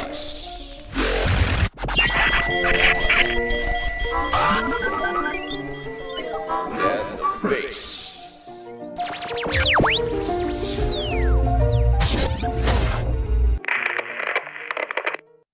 Well, you can't really say In anything. case you don't like it. It's like, his cab, I mean, but it's still disgusting. I don't know. Like, I feel like awkward situations with cab drivers is like one of the worst, like, lowest pits of hell to be stuck in. Yeah. I was stuck in a cab once with like a 95-year-old cab driver, and the entire way home, he just told me about how people with AIDS and cancer should all be put on an island together. Wow. And I just sat in the back, like, and he was picking me up from my high school. Yeah, right. And I'm just like sitting in the back, like, please, why can't this trip be shorter than this? That's what you're thinking? You're not thinking, please don't let this psycho murder me and leave me in the woods somewhere? Like, yeah. Like you get in the car, like, where are you headed? You tell him, you're like, where are you headed, little lady? And you tell him where you're going. And he's like, now let me tell you I'm something going about to the hospital on account of this AIDS and cancer. And he's like, oh, I got a place to take you. Oh, let me tell you something, little lady. All them He motherfuckers drives out there. past the hospital, and you're like, wait, that's my stop. And he's Yeah. like, no, it isn't. Like, no, there, Weisenheimer. I'm Not taking you no to mores, it ain't. I'm taking you to Cancer Island. Cancer and AIDS Island. God. Holy shit, man. Just like, how do you even bring that up? You get in the cab, like, yeah, how is it? What are you just getting out of school, huh? Yeah. Let me tell you something. I was thinking about this today. I thought I'd just tell you. You know, I was thinking about people with cancer and AIDS, and I was thinking to Specifically. myself, fuck up. Fuck these. I mean, why do they gotta fall at us? You know what I mean? He's just driving along, like, yeah. And you're like, he's like, let me tell you something. My grandmother had cancer. You know, Fuck her too. You know what I mean? Like, you know, this is a country for working people. You're like, oh my God. And you're like, I'm gonna save this up for Ice in the Face in 15 years. Thanks. Oh boy. Yeah, what do you got? Like, just think someone calls him grandpa. Yeah, I know. Now he's got cancer and he's got to keep all his island talk to himself. Well, you know what's fucked up about this country is if they've made somewhere they made an island for people that were sick so they can like a leper colony for other sick people. Yeah. You know what would happen to in America? Americans would be like, why the fuck do they get to be on an island? I wish I could. I've been saving up for months to get to an island. Like, fuck them. Why do they? Must be nice. That's how fucking assholes here. I know. Say, oh, a free vacation. So that's what we should do, and then put aside a separate island so when people For do that, people like that. just go, oh, well, we set aside an island for you. Please don't ever return. And then every person who says that all ends up on the same island together, and they all think it's their island. Like, personally. They already think it's their island, personally. Look at all these people right here fucking up my island. Yeah. My grandfather built this island. Fuck you. Fuck your grandfather. Yeah, fuck your grandfather. Mom tries to glue dead fly to her eyelid after confusing it with her fake lashes. I don't. This whole fake eyelashes thing. I just don't understand it. I don't understand. Well, I think it's it's a like. Is pretty it much, really that like? It's become a full staple in pornography. So I guess now, since everybody's trying to look as delicious as possible, that's where they take their cues from. So now it's fake lashes all the way. Though I got to be honest with you, I don't think I've ever been out in public and noticed anyone wearing fake lashes. I hear about it being a big thing. You don't realize it. Oh, it must be that good, right? It's that good? It's not that good. It's just that once you notice, you notice. Okay. But like, yeah, I think you're just probably so used to seeing it, you assume that people have freakishly tarantula-like eyelashes at all times. Yeah, right. They're like Venus flytraps on your face. Wouldn't it blow your mind if you just found out that ever since you knew me, I've worn fake eyelashes? Oh my God, it would blow my mind. What if you found that out about me? And that's why mine looks so good all the time. I'd be like, I knew it this whole time. Yeah.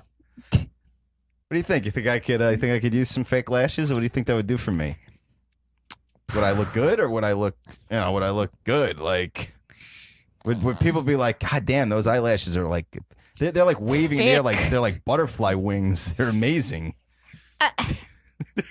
What? Anyway, what's the fucking point? This is what I was saying was, this woman as a dude, like who likes to fuck women, right? Have you ever been somewhere and been like, damn, her eyelashes are fucking amazing. Like, I have to fuck her. Like, look at those eyelashes. I'd be like, those eyelashes, dude, like I can full on see her eyelashes. It's like each one specifically on its own. Yeah. And then the other dude's like, bro.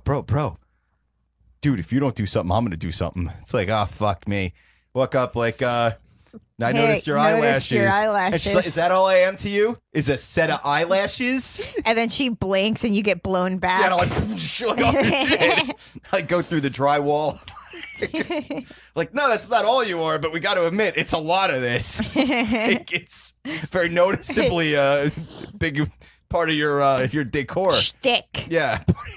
Whole thing. Anyway, this dumbass fucking glued flies to her fucking eyes. Why not? Did it look good? I don't know if it must looked have. good. She decided to get up and leave with it. Yeah, and what's fucking funny is she showed a picture of the fly next to the eyelashes, and they look really, really alike. Well, that's my point. Is like, how different was it? I would just be like, yo, not that very is different, or else she would have fucking noticed what she was doing. I gotta say, like, I think if I saw him, I'd be like, yo, those are some pretty sweet artisan eyelashes.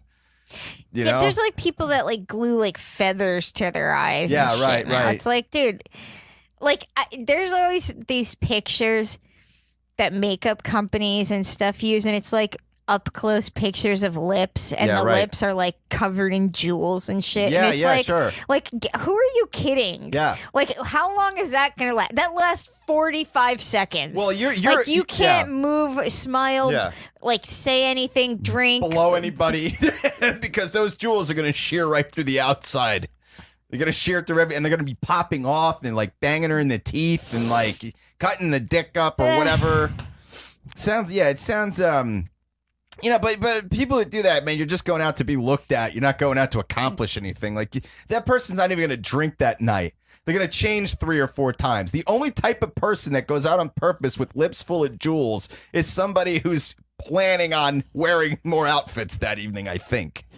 Because I don't know anybody who does that. And so now I'm just making guesses. New KFC is turned into a nightclub with blacked out windows and a top DJ playing behind the counter. Can I just say KFC is really ahead of the game on this? Ahead of the game. This is like the 90s again. This is the 90s, the nightclub in the KFC, like a real. Wait, why like, is it blacked out? So people under a certain age can't fucking. No, man, because they got strobe lights and shit going on in there, like smoke. Yeah, the only thing you need after you drink a bucket of fucking. You're trying to get laid. A bucket of fucking grease. Yeah. Is strobe lights pounding in your head. Yeah. People just sitting there with like. Oh man, they're all like chickeny. Yeah, groping at each other. Some guy slides up on your tits with his greasy fingers. But people are kind of into it because it smells like KFC and it's lubricating. It's slippery. It's gravy. Slippery is sexy. There's gravy involved. This is terrible. I think they're onto something here because if you're gonna mix food and sex, let's just throw the KFC right in there. Let's not pretend we'd eat strawberries All right, if you and shit. had to eat, really? Okay, so if you had to have a food and sex situation, you would go for something savory. I've never been presented with the fried chicken and sex. So like, first off, the other question becomes like, what do you do with it? Like maybe put a leg backwards somewhere and have, you guys both eat the leg at the same time. I don't know. This is getting it's when I say it, it's not as sexy as I think it's going to sound. And then I say it and it's like, that sounds gross. It sounds gross. I imagine a lot of vomit involved. That could be part of it too. Well, with all those strobe lights going off, let's see here. It's hide your shame by 50%. Yeah. The latest sex robot doll is a head. This is how they wrote it. The latest sex robot doll is a head that can speak, smile, and sing under control of your smartphone. That's terrible. That is so terrifying. What do you think it says? Like anything you want it to? Where's my body, Daddy? You'll get a body when your head is a good girl. Why did you put me in the trunk? Yeah. Please don't bury me next to Mommy. Or my body. These sex dolls are getting super real too. And like super murdery. They're getting super real. And so this one is a head. It looks like an interchangeable head. Like you can take, your good on the go. You can take the dumb head off and put the speaking head on. It makes sense. Yeah. I mean, who doesn't wish they had that in a girlfriend? Yeah, something that just talks at the press of a button. Or whatever. Let's see. Paul Lumb, the head of Cloud Climax, says the prototype is the Bugatti Veyron of VR. And comes with a similarly hefty price tag at around $4,500. I say we start a fundraiser and we buy some of these high-end sex robots just to really get a close look at how they operate. Just to get our groove on?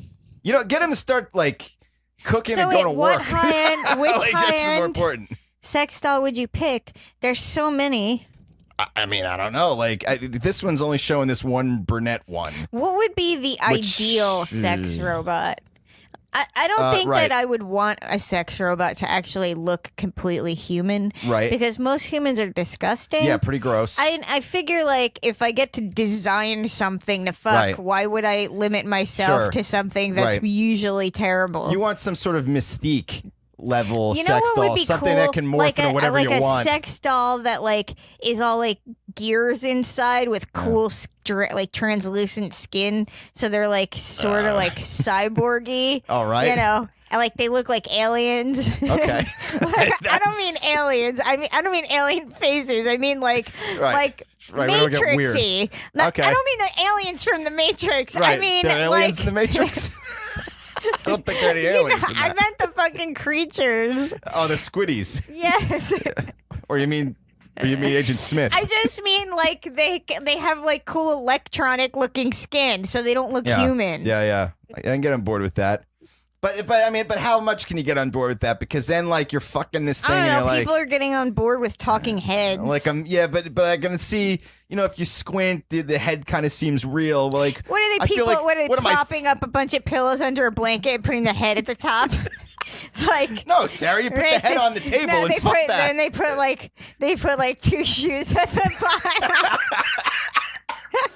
Yeah, I only need this part today. The shoes really balance it. Guy does a YouTube tutorial. He puts like stuffed. He builds a pillow body. Stuffed sleeves. With like latex glove hands filled with sand. Yeah. They have heft. Could you please buy the rest of my body? Some heft. Like the parts all work, you can buy them one at a time. So eventually you have a neck, shoulder, and arm. And the one arm wiggles Dude, about. If you had to prioritize that, right. that would suck. Like, are I you would like, definitely go with the ass and left head first. shoulder? Yeah, but then Yeah. you just have an ass and a head. Well, you can make do with that. You can stuff the arms of a shirt. How you know. bizarre, Dad. You know what you do? You stuff the arms of the shirt. A head and an ass connected button. Yeah, you fuck it in the ass and it cum blows out its mouth.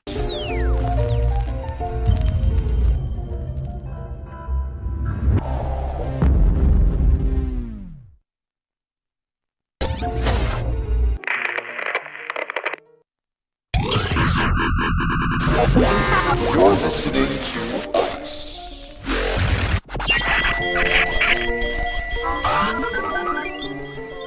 And the face.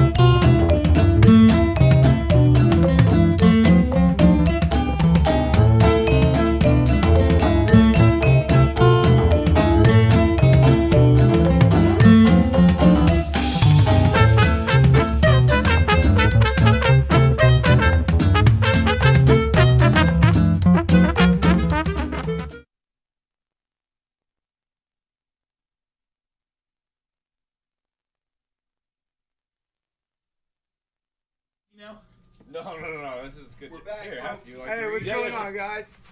Hi, welcome Look back. at that to jerky. Awesome Give me Talk. two.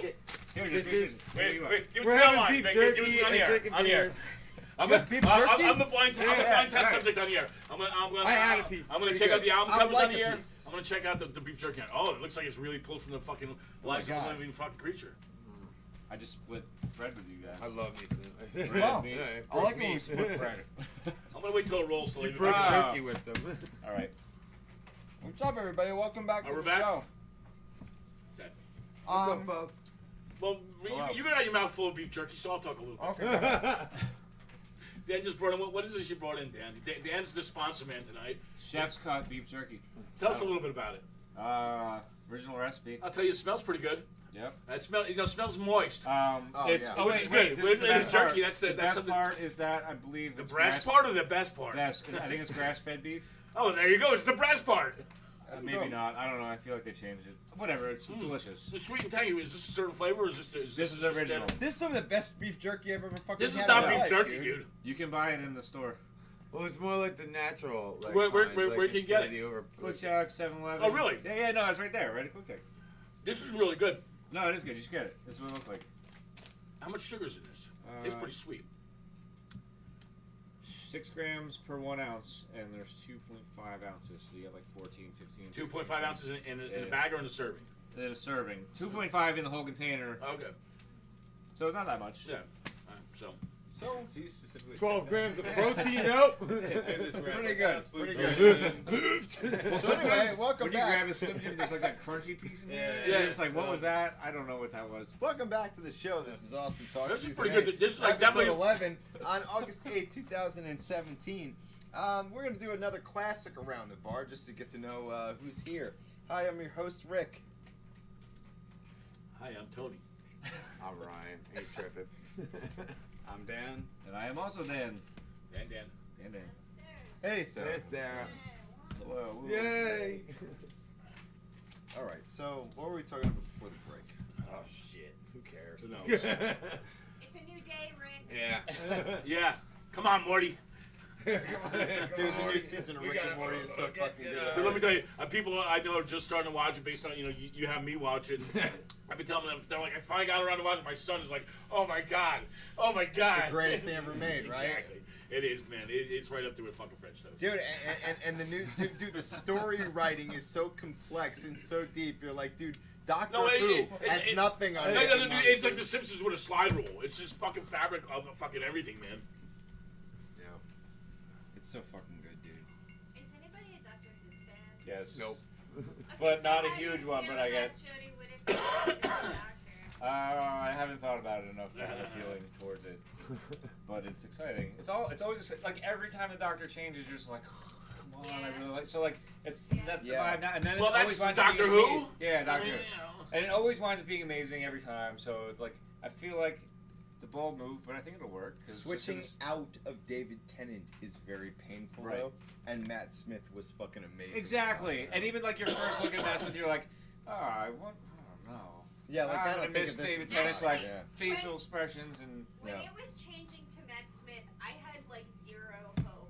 And within maybe the first 20 minutes of his first episode, I was like, I'm sold. Like he was meant to play this. Well, that's the beauty of Zero Hope. You can only go up from there. Zero Hope's not a bad place to be. You know.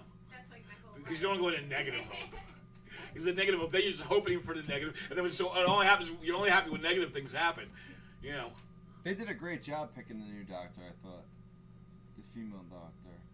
Jodie Whittaker. Yeah. I think that's a good thing. But I don't know, man. I just worry that right now what's going on in the world is there's a lot of PC placating. Did you just say, I don't know, man? PC placating? Wait, is that PPC or PCP? There's a lot of PCP in the world. No. Here's the thing, man. And a lot of PCP placating, too. Here's the thing, though, man. I feel like in order for things to change in a positive way, though, they deserve an overt amount of force. So perhaps the way that you make females a better hero and protagonist is by pushing the issue. The Ghostbusters. That's not the way to Definitely do it. not. Definitely not. But let me ask you something. Was there any progress made by making the Ghostbusters, even though everybody hated it? Where people maybe just kind of looked at it and went, well, it does seem like they're placating the public. Wonder Woman, but they're Yeah, no. wasn't with Ghostbusters. Because there was too many fucking points that hit the same. It was like that new fucking Star Wars movie. If you ask me, you guys know. Rogue One. Yeah. So many hit points. I liked Rogue One though. All right, well that I might be focused. There'd probably be a lot of bare titties in it. So I'd be it was like if they were all just like Leia in Jabba's palace. Or just the chorus line of Leia's like. Exact opposite of what we started with. We're talking about women. Yeah, exactly. No, that's all part. It's gone through the cultural grinder and ended up in this shit. And Frank's ball. Frank is now eating this and beef jerky. I feel like this is what happens in like CEOs of like the companies. Right. I'm just thinking a great screenplay. This is how they talk. They just wind up this great woman character and just turns into this. It'd be great. It'd be great if we gave her a Maserati instead of a Chariot and triple D's instead of fucking an A-cup. It's crazy, and you guys literally did it. What was it? Fucking Lucas wouldn't let fucking Carrie Fisher wear a bra on set because he would be like, no, there's no bras in space. There's no gravity. And she was just like, what the fuck are you saying? He's just like, you can't wear a bra. There's no gravity in space. That is genius on many levels, but it's scientifically accurate. That would still be like, okay. So she did the whole first movie with no fucking She bra. was 20 years old. She was 20 years old, yeah. Please. 20-year bras But are let made me for give 20 you years. a real world example as to why Sometimes sometimes extremes Which make a point, right? So sometimes feminism seems to go to a certain extreme that pisses people off, right? Okay. Well, So anything that goes to here's a- extremes, but that's all. But extreme means you're pissing me. I think It's a tough thing it's to built say, into the though. definition. Well, hold on. I'm you telling can't you a say it real pisses story. you off, though. This is a I mean, very like- real Not you, story. but there's Feminism people, is there's people that still hate black people. Okay, Yeah, there's real the story. There's people that still hate white people just because they're white or black. In the 1980s, my father worked for a big corporation in the tri-state area. Okay. And there was an incident that took place. Marty's Plumbing and Towing. I'm 33 in Union and Syosset. In the 80s, he made a shitload of money and he did really fucking well. Yeah, everybody did. Everybody did. and he was in a great position. And bent over or missionary? This is a true story. Yeah, he was sitting in his superior's office, and this is the mid-'80s, and the secretary came in, and she asked for something, an extra vacation day or some shit like that, right? And the boss looked at her and he said, if you want to talk to me, you know what you have to do. So she walked over and picked up his hand and put it on her titty. And he went, okay, now you can ask. Now this is the mid 1980s. No, this wasn't my dad that did it. He was in his boss office. No, his dad was sitting in the corner You jerking can off. believe that's still going on. That's what's filming it. Hold on. I'm not saying you're wrong. I was the guy. But I am saying Lucrative industry. They sometimes degrade women in the 80s. sometimes when I look at certain extremes that are put forward by a specific group, I say to myself, that extreme sometimes maybe needs to exist to counteract the fucking awfulness of what the hell I just said. You know what I mean? Like, how do you counteract that? Because exactly. Do you understand what I'm saying? Like we can make jokes about it, and like it's funny, but at the end of the day, people have to understand it is that institutionalized. it's a counteraction, though. You know what I mean? And if you know, I mean, like that's what it exists for. You know, right? To be the polar opposite. You know what I mean? Like it's good ideas. You know what I mean? Absolutely, but it's not exactly a pathway to. Right, like I'm all for grabbing breasts, but I don't have a dick. No, I'm good on that. Hey, it's like everything else. It's like punk rock, dude. I love punk rock too, but I'm not gonna sit here and tell you should listen to every punk band out there, and we should just run the world like that. Well, That's a stupid fucking thing to say. I don't like to rape women, but if you want to rape women, go right ahead. No. I'm not talking about individual cases. Well, he's I'm talking about the concept. I'm talking about the concepts. But there are some extremes that are. Yes, that's terrible. But I'm saying, but what I said was a cultural norm, and that's well, really awful. Just because your dad saw it happen doesn't make it a cultural norm, dude. Dude, really? Absolutely, dude. It's not a big enough scientific test. When You're in a scientist, the 1980s, when it came to sexual harassment, he's got a fucking degree. I'm sure it's when it came to sexual harassment up until the 1980s into the 1990s. Dude, that shit's still going on. Don't think it's not going on. Of course it is. But back then, it could be swept under the rug and treated like so much less of a fucking deal. Well, it was a bigger joke. companies, yeah. You know what I'm saying? Culturally, it was treated as a joke at the time. You know what I mean? So at the same time, as much as I love to crack jokes about shit, there's a certain reality that I need to look at where I go, dude, this is like a whole fucking group of people that were treated as fucking objects in a normalized situation. So how do you counteract it? Yeah, exactly. You don't correct it. You don't correct the scale. You don't correct the seesaw by jumping on the other side. You know what I'm saying? Totally understood that too. Yeah. But sometimes when the seesaw has been down here for so long, jumping on it balances it. But I'm saying, but when you jump too hard, no matter what, it's a law. It's a Newtonian law. If that's as hard as things are gonna go flying off. It's and that's what. Then when you go to the extreme means the extreme. It means the extremities. It means the tip of the length of your possible range. And at that point, it's gonna be you're gonna fucking blow whatever's in your end up with that. You can gracefully glide into it with thought and planning. You can put that all on thought and planning if you load it on fucking on helium balloons that kids were shooting at with BB guns. One at a time. Someone that made would a work. comment about your glasses before. You're literally doing it again. What am I doing? It was a team. Scroll back up. Yeah. Because you literally, as I look at you, you're doing what he just said. Who, a team? What did he say? It's right there. What did he say? Some of the greatest moments also was watching Rick put on his old lady spectacles to attempt to read the chat comments. And then I look at you and you literally just did it. And then he's like, what? That your generation is real, bro. Hatim, I really want to point out how appreciative I am that you noticed my over-dramatized use of the glasses. He's auditioning for a You know what's really fucked up? For Schlitz commercial we noticed later. too. You know what's really fucked up is some idiot stepped on my glasses in here and broke them, and I found these, and they happened to work pretty good, so I just kept them. That's super fucked Wegmans? up. Was it in Wegmans? No, it wasn't in Wegmans. Yeah, okay, because that would have been a perfect story right there. How fucked up is it to wear found glasses? Well, I'm sure. Let me tell you. Yeah, I pick up things that other people have had all sorts of things in all the time. So, Yeah. My buddy lost his glasses driving down Route 18 once, and he was drunk. He was throwing up out the window, and he threw up. And he's like, I need to get my glasses. And I was like, actually sober. I was like, all right, dude, I'll go. Oh, yeah. I turn around. He's like, walks out on Route 18 trying to find the glasses. Cars are whizzing by. He's still fucked up throwing up, and I was just like, how we get back in the car? Like, I'll check it out. Yeah, right. And it was probably like a quarter mile down the street. I see these like lenses. Wow. Flickering in the I sun. found them. They're all scratched up and covered in vomit. But he was just like, Well, we're 18 I fucking owe you. We're 18 is natural. Were you up by East Brunswick? It's We're expensive, on yeah. 18, were you? What's up? We're on 18, were you? By East Brunswick? Coming from Delilah's, or not, Club 35. Okay. There. Yeah, so But Yeah, everybody, we're going on Instagram. Hey, Instagram. I'm in a good. What's up, bitches? What's happening? Trying to find the right light. Shh, the Jesus that work. Oh, you're doing a boomerang thing? Yeah. All right, we did a boomerang thing. Yeah. So, there you go. Okay. So you deal with it.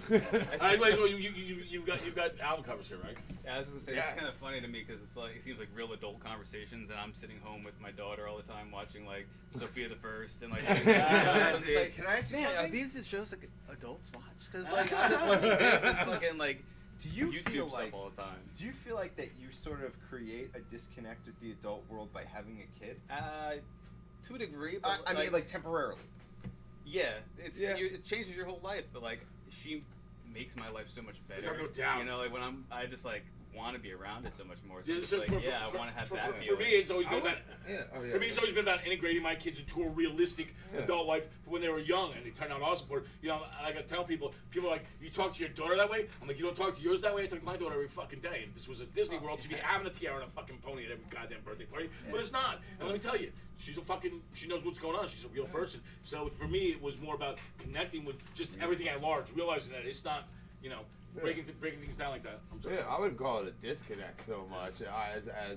I think it's the exact opposite. I think when you do have kids, you think you obsessively think about things that you wouldn't know. Like if you didn't have one, you wouldn't give a fuck about. It's called the bigger picture. But having them, kids. but The first having one, I was them, like, fuck, kids this is are awesome. weird because They like, go out for 15 years, think they leave the house. when you think they're gonna do A, they consistently do B, and in those moments, you find a way to take a deep breath, and everything just kind of doesn't matter. Well, you know what I mean? You're just like, all that shit that worries me. This is pretty cool. You know, like, they're pretty neat. You know, they do that. It's cool watching them move and grow and learn how to think. They're like little Tamagotchis, but they breathe. All right, I got you, kid. I'm gonna fucking hold the dogs of war at bay while you chill in my house and get ready. You know what I mean? Like, Bump him in. Like I used to do this stuff all the time, but it's just been different now because you want to spend more time with your kids. Sure. So Yeah. now there's definitely a disconnect or just like a little bit of like, okay, I got to get back into like adult world and not worry about like switching the show on her iPad so she doesn't like complain or like go get muffins, Dad. Like my wife's like, where's like snack? I want a shit?" jam, not butter. Yeah. Like, no, I want jam and butter. Yeah, right. Oh, that drives me the most crazy of anything. It's just like, I want a peanut butter sandwich. I want a peanut butter sandwich. I need a peanut butter. Okay, let me finish the dishes. I'm doing dishes. Watch your show. I'll get you a peanut. All right, peanut butter sandwich. Peanut butter sandwich. Then get the peanut butter sandwich. I don't want a peanut butter sandwich. And he's just like, what? I think in your case, that's probably karma. Ooh, okay. Well, yeah, but Karmic it's just, retribution. it's just like, well, I'm not gonna eat it. You know what I mean? Like, it's like, oh fuck, I gotta wrap this up and put it in the fridge, and it's like, oh. Yeah, like they're crafty. You know what I mean? They're very crafty. Dude, I can only make fun of the glasses because I constantly find myself doing the same thing at work. Struggles really. Yeah, right.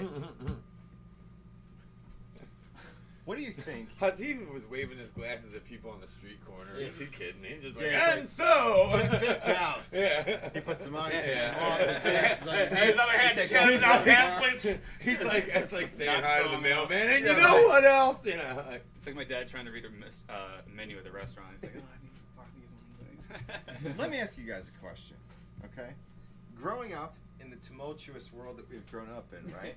What do you think that you instill upon your kids as a value based on some of the sort of untruths that you've seen in the world, especially as Gen Xers or whatever?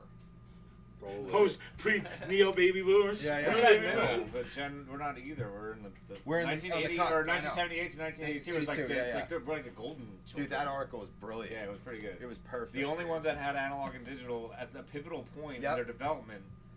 We have both. Yeah. It's weird. It's like a hybrid. We're steampunk. Wait, what were the years? What were the years?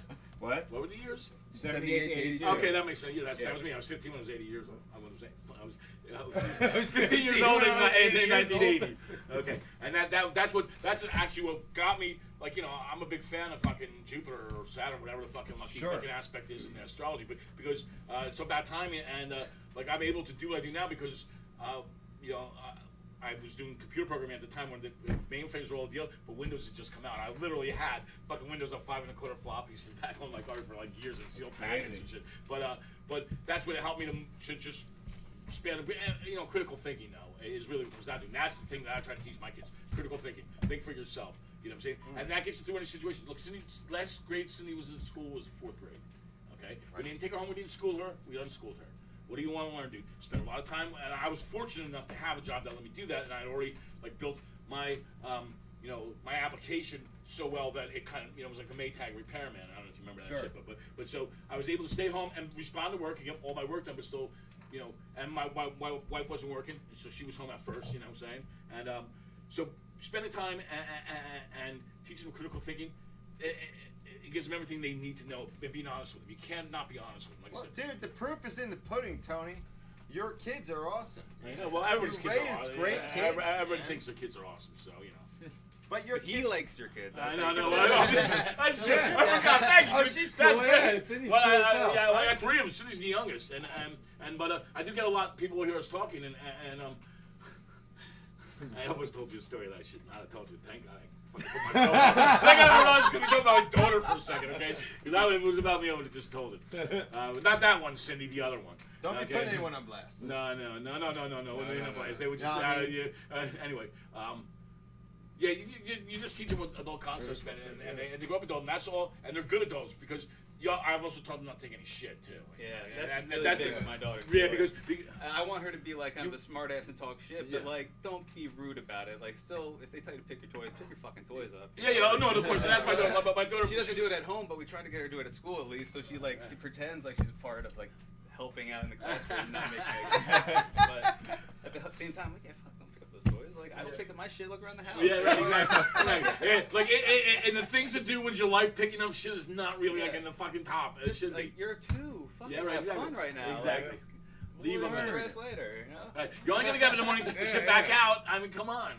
Right. And that's what I would say. Why I don't make my bed. It's just like let shit roll off. You know what I mean? Like look, you know, like we're gonna yell. We're all gonna get into fights. We're gonna have, you know, like. Well, disagreements are healthy. Everything should roll off the bat. You know what I mean? Like at the end of it all, like you have a talk. Like if you can't explain why you're upset, then there's no point. You know what I mean? Like if you can't talk about it. Like if you're just gonna be emotional and then just move on to the next emotion without like all right, look, here's why I'm, you know, like and we're gonna understand this. We're gonna talk you about have to be ready to hear why somebody's pissed at you though too. It's a two-way street. It's not you gotta listen to me. And you that's gotta the problem. Some people just want to let your listen kid talk back. You know what I mean? But you gotta teach them to respect their decisions, emotions. Like you know when they get angry and shit. But once that moment is over. Off the bat, it's over. It's over. We love each other. We're cool. We love each other. We're friends. Some people are able to, like who cares? Like it's not that big a fucking deal, you know. Some people are able to lead by example. I find it's better to guide with wisdom because most of us are more fucked up shit. Guide with wisdom. Yeah, that's what I've been saying that for a while. That's a hashtag. So what do you mean by guide with wisdom? Well, because here's the deal: you can lead by example or guide with wisdom. I don't give a shit about money. I'm convinced in a past life that I had a ton of money. I didn't know shit about it. I didn't know shit about my family. So now I have a decent amount of money, but terrible with money. I give it away. I give away more money than fucking I spend. And my kids. My middle kid, he's learning what he needs to do. My 2 older kids have a good respect for money. Cindy, she makes so much money. She's with me all the time. She's just spending like a fire hydrant. But the point is, but okay. For example, Cindy wanted to smoke. Cindy, I caught Cindy smoking that morning. It's a much bigger story than this, but I'm gonna get right to the point. She, because the whole story is just beautiful. It's poetry. It comes wrapped up in Christmas. I like your poetry. But so I figured out she's smoking. I figured out she's It smoking. means something nice. Someone bring me my ascot. No, not this one. The chiffon one. But I figured out she was smoking. I said, look, it's your body. And she was like 14 at the time. There's no way I can tell you what to do with your body, okay? But I'm going to tell you, when Tedesco smoked, he got throat cancer. So, You know, if you smoke, that's what I can't help you. At that point, it's out of my hands. Right now, I can give you advice. I can guide you with some wisdom from seeing people around me die. Okay? And I'm also leading by example, because I don't smoke. But like I said, with the money thing or something like that, you know, you own your shit because that's what keeps people real is owning their stuff. Culpability is what makes us find common ground. Without common ground, fucking, you know, you're either screwing somebody over or you're getting screwed over. You know, like you said too. I'm real with my oldest son. My oldest son knows everything about me. Yeah, so does Cindy. Every fucking thing. You know, and like I said, Every I'm little gonna fucking How important do you think that is? Oh, it's absolutely critical, dude. Oh yeah. 30 seconds. How important is it for your kid to know everything about you? Absolutely critical, dude. Why? Because it's fucking because it grounds them in reality, okay? Because if you've lived through it, chances are they might live through it. They don't have to live through it, and that's where you're leading by example, sometimes by example, where you're able to look back and you're able to fucking. Just I'm gonna give you time. Hold on. Yeah, I was good with because it's critical, dude. I was fine with that. So and why is it a better philosophy than what you feel you were raised with? Oh no, that's what I was raised with. Okay. All right, good. I'm letting it go. I grew up in a house full of artists, dude. It was 30 seconds. Go. Why? Just because. To be honest with your kid about everything that you are. How the fuck at his age, like how the fuck can they ever believe anything you tell them if they wind up finding out that you were a dirty little fucker when they're like 15, 16, 17 and you're trying to tell them what not to do? Right. How the fuck can they How are you gonna control them then? How the fuck could they ever trust you? Like, well, Dad, you got in trouble. You've been arrested. You did this. You did that. Yeah, shit. Okay, yeah, you're right. I lied to you the whole year. Your whole I'm not doing that shit. What the fuck's the point? What's the fucking point? When my son gets to critical moments, when my son fucking came home, my son came home with a black eye. Okay. And I had the fucking gall to tell me that he fucking ran into a tree. It was a perfectly fucking placed black eye. You know what I mean? You give him an A for effort, dude. No, but he did. But dude, no, I do give him an A for effort because you know what the freaky shit is? He stuck with his story all the way. I had to find out from a neighbor kid what actually happened. He stuck with his fucking story the whole way through, and then it's like, oh shit, now I gotta get you, dude. You know, so you fucking lied. You know, you straight up lied to me. 10 you know, seconds. and your boy fucking the dude who punched you in the face ratted you out. Of course, he punched the dude who punched you in the face ratted you out. You know, like the guy you were trying to protect ratted you out. 10 you know? seconds, like, Ryan. Why is the way you do things better than what you were raised I don't think. Well, it's just because you know what? I think that did a lot of damage when you get if your life is not fucking perfect and you have problems and things come to the surface and you there's shit that's hard for you to deal with when you think that you can't trust your parents and you think that you can't trust the people closest to you because they hide shit from you. Who the fuck who are you gonna trust? Where are you gonna go? What are you gonna do? Female Ghostbusters. You're not gonna go home. You know, if you don't feel trust, then how can you trust? Sure. And I just want my kids to know. I'll tell them fucking Trust anything him, they he ask wants me. to trust. If they ask me something, I'll fucking tell it to them. I'll tell it to them at the level that's appropriate. Yeah. I might gloss over shit. I give you the whole fucking 100% truth, but I'm not gonna fucking lie to you. Though. Okay. You so know? next. You don't pick them up out of the crib and like, oh Yeah. I've been arrested. No, I'm not gonna. Yeah, I'm not. It's not like I'm sending my kids to boot camp. You're right. You guys got your chance. Hold on. Wait. I'm gonna make one point real quick. It's interesting don't to bring it know up. how the ages, because Tony's is much older. You're talking about Gage for a lot of the stuff, who's kind of like in the middle. Now you're talking about a wee one. Okay. Because I'm still not at that point yet. But it's like perfect. It's like literally for perfect you, to get this. yeah, I'm just like raising your kid with honesty about You're right. You're like, done. I've been one of the balls. I'm ready to fucking pop mine right now. I'm a very transparent person. Exactly. So That's what you need to be. Yeah. I was upfront with my wife. We fell in love, you know, and that's why we're together.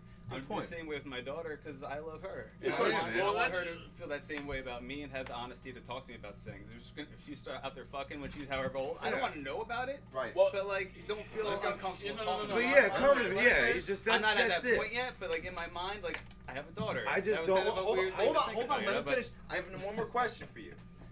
What makes the philosophy you raise your daughter with, do you think, Are you better trying to run a term than the paper on this philosophy- dude? Because you don't have kids. Better than the philosophy that you were raised with? Not that anybody did anything wrong, but maybe you've improved on the philosophy.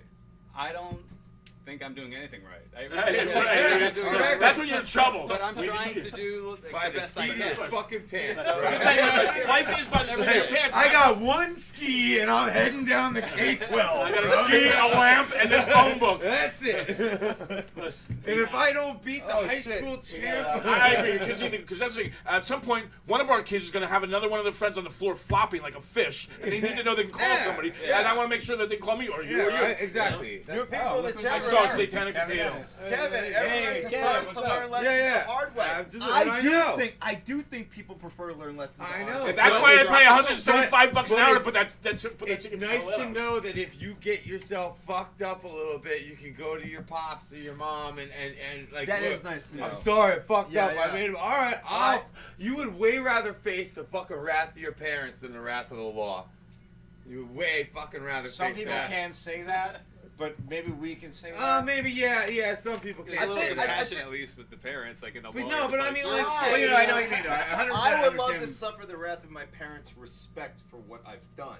Ask me what the fuck the problem is, and then if you fuck up and you do the same dumb shit a second time, then it's like no, I'm gonna go. No, I have a strict like, yo, dude, that's the law. I don't give a fuck if it's fair or not. That's know the game. If you're gonna go play the game, know the game. Well, hold on, but you know what I mean? Like, fuck you. I don't care. I don't care what you felt in your heart about the rule. But know how the rules are applied. You got caught. Yeah, now you fucked. But you have to understand the rules in the context of the fucking life.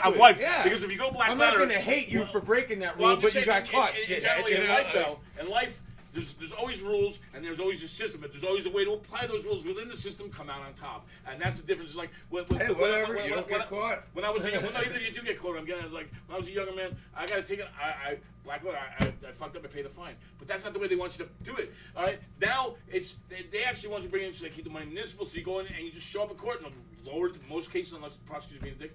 I've taught my kid this. One of the proudest moments of my life, she calls me like a mother. She's like, 2 months ago, she's 18. She's like, yeah, some cop just wanted to search the car. I told him, go fuck himself.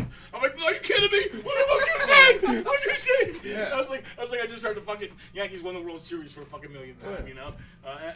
Anyway, But yeah, at the end of the day, man, you know what I'm saying. At the end of every fucking argument. But I'm saying there's always the rules. You have to teach them that you have to learn how to apply the rules to the system. But that's the end of every argument. Like when I'm talking my oldest in bed at night, and we go, you know, it's been an hour or so of us having to go back and forth about some shit. You know what I mean? We're having an argument about something that he did or did not do or whatever he says to me.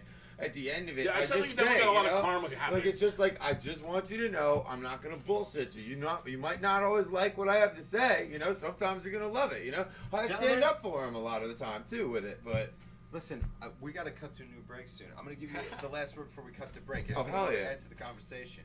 This one, no. I mean, I have such a young kid. I can't add anything to it. I'm not even into it. Yeah, no, but I'm just getting my feet wet, you know. Yeah, so like it's fun. But you still have that initial rush, and that rush carries you, dude, the whole thing. Because that's what's gonna make you. If you respect that fucking shit, that shit will carry you the whole way, man. And let me also tell you how nice it is to hear that you think it's fun.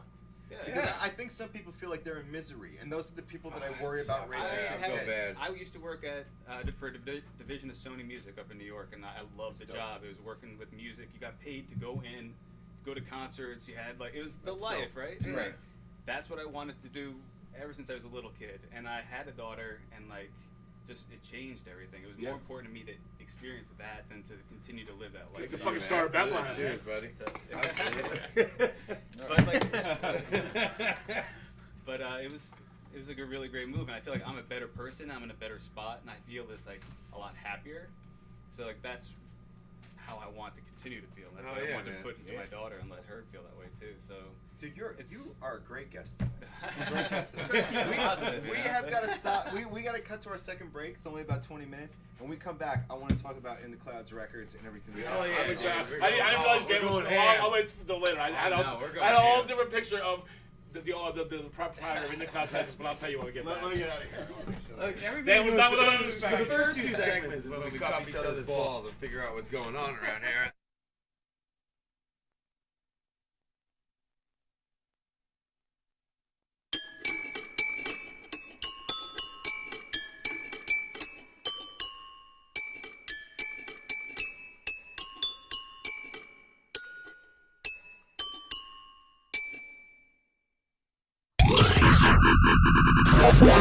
You're listening to us.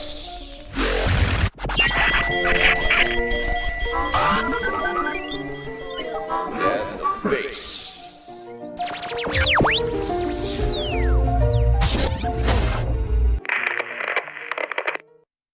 All right, so I'm gonna move on.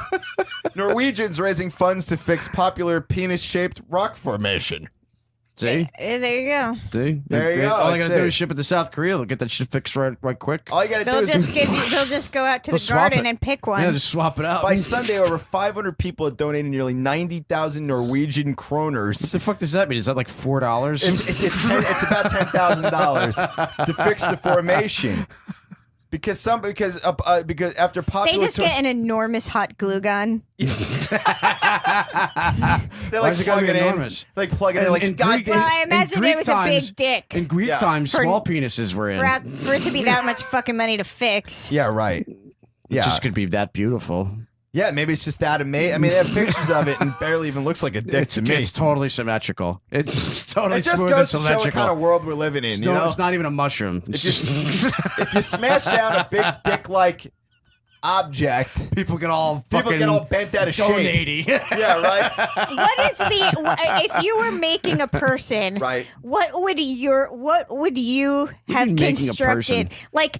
Like dicks, you were Yeah, talking about sure. dick shapes. Right. If you were making a male human, Right. Like a statue? what would you have thought the shape of the dick should be? Do you mean in terms of size or structure? Shape. Shape. I'm definitely just your typical missile-shaped, mushroom-headed dick, and not a crazy Really? mushroom That's head. what you would have thought up on your own? Is Yeah. that should be mushroom shaped? That's really the first thing that Well, would you're come to talking mind? like if I had to invent people. Yes. Why does it have to be erect though? You said it was like a rocket, like I mean, you could be like an It elephant could be a trunk flopped or over fucking Yeah. rock formation. Look, I don't have a whole lot to go on for this. Like, I feel like Whatever, just get back to my question. I don't know how to address it. You know, like I only know Think about dicks it. in one way. Like, yeah, your In own. way So hard. you would know the best way to have a better Are you one. walking around with a I constant don't erection? Look, there's not Raj, a. what would you make? If you want to make the dick better, make it half head. Oh, you want it better. You want to improve on the Yeah. dick. Well, I just mean like I don't feel like if a dude was in charge of making dudes, he would have said the way dicks are shaped is the way they should be shaped. They'd probably make some alterations. I And definitely give wondered it what more they'd texture for her pleasure. Be. Texture. Yeah, like a tongue. Yeah, but like the a tongue penis. Yeah, but the texture's got to work. The texture's got to work in both ways here, She man. looks so gross. Look, I've said it before, Stones. I've said it before. I'll say it again. It's not too far off from what I imagine you actually have. Yeah. I just think it should be mostly head. Like, let the Just head run mostly down head? the shaft more. No, the smaller head has a purpose. There's because it keeps from triggering too fast. Bullshit. There's fuck. I can't believe I have to. Look, no, you're completely. Hold on a minute. If I'm jerking off and I really need it, like, or No, or this has whatever, nothing to do with and it, you. like, I'm just saying the head is the trigger point. Like the second you start, thumbing, the head, it's like, oh fuck, I gotta blow. Like even if you're having a hard time. There's nothing.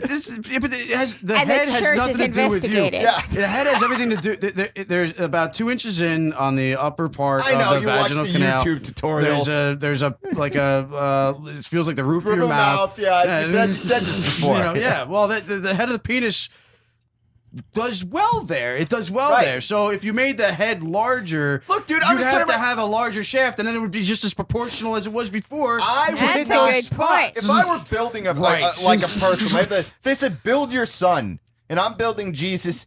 Like I'd probably just give him a pretty average dick.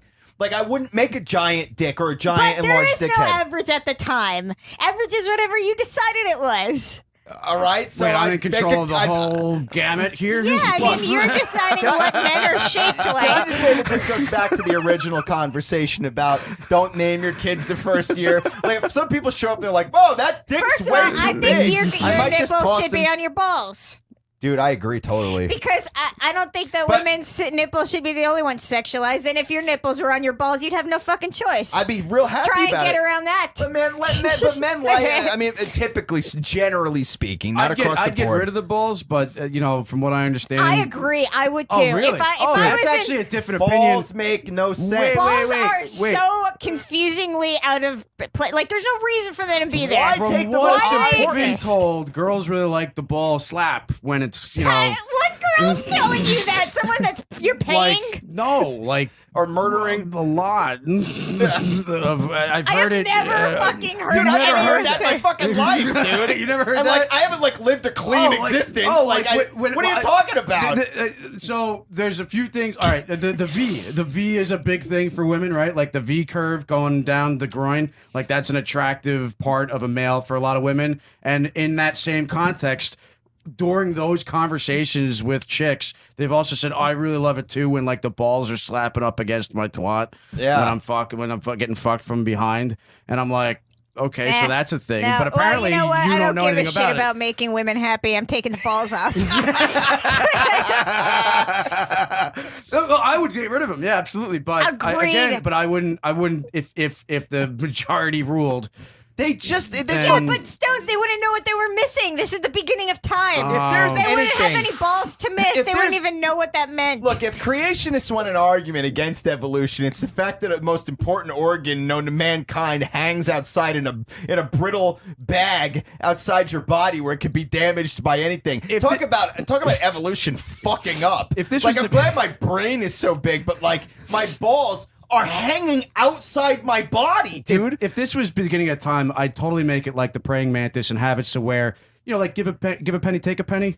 Yeah, You know? I get that. Yeah. When Like, it comes if to you're gonna- balls, I've if always you're said, give if a you're penny, gonna- take a penny. If you're gonna recreate, have them chop your head off. Yeah. Like that So, should be the rule. After like, one kid, balls are gone. and you're dead. So your balls should have been gone long give, ago. Give a like- penny, take a penny. Yeah. Makes. When I think about perfect sense, huh?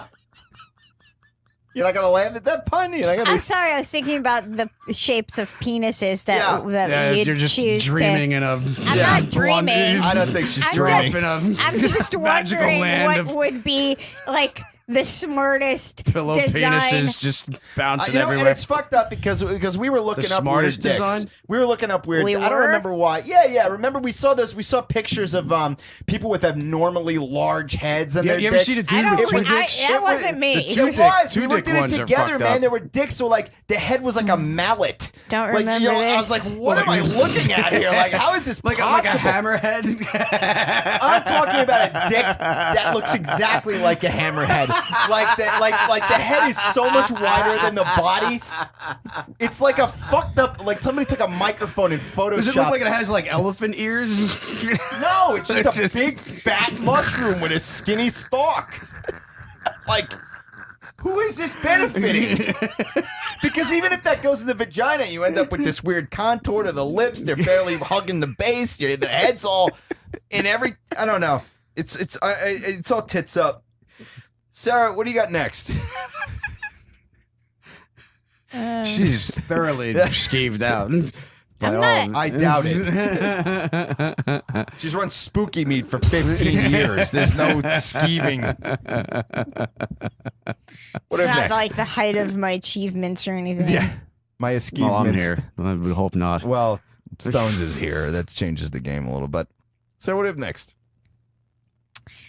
So PETA has this new advertising campaign, and it's basically it's like people in bed, and they look frustrated and like angry because they're not having sex. Right. And then it says like between them, it says like meat interrupts your sex drive.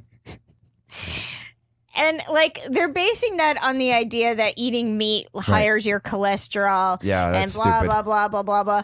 But like it's such a far-reaching idea for an ad campaign. Yeah, that's ridiculous. And so stupid. Meat interrupts your sex Yeah, drive. I'll tell you what, it doesn't Like, because meat meat brings a lot of fucking protein and raises your fucking. If you work out a lot, that it helps to raise your testosterone level. There's no science behind this. I'm just going off of shit I've heard in the past, so don't quote me on anything. But like, people with a high protein diet work out a lot and their testosterone levels are high. It just doesn't make sense. But anyway, go ahead. I don't know. I just think it's stupid. And what like there's like a meat meat log. interrupts your sex drive. There's like some cold cuts between them in bed and. No, there's actually one picture of a cow between them. When I get food, Yeah. I usually get the number 2 with a shake. Yeah. But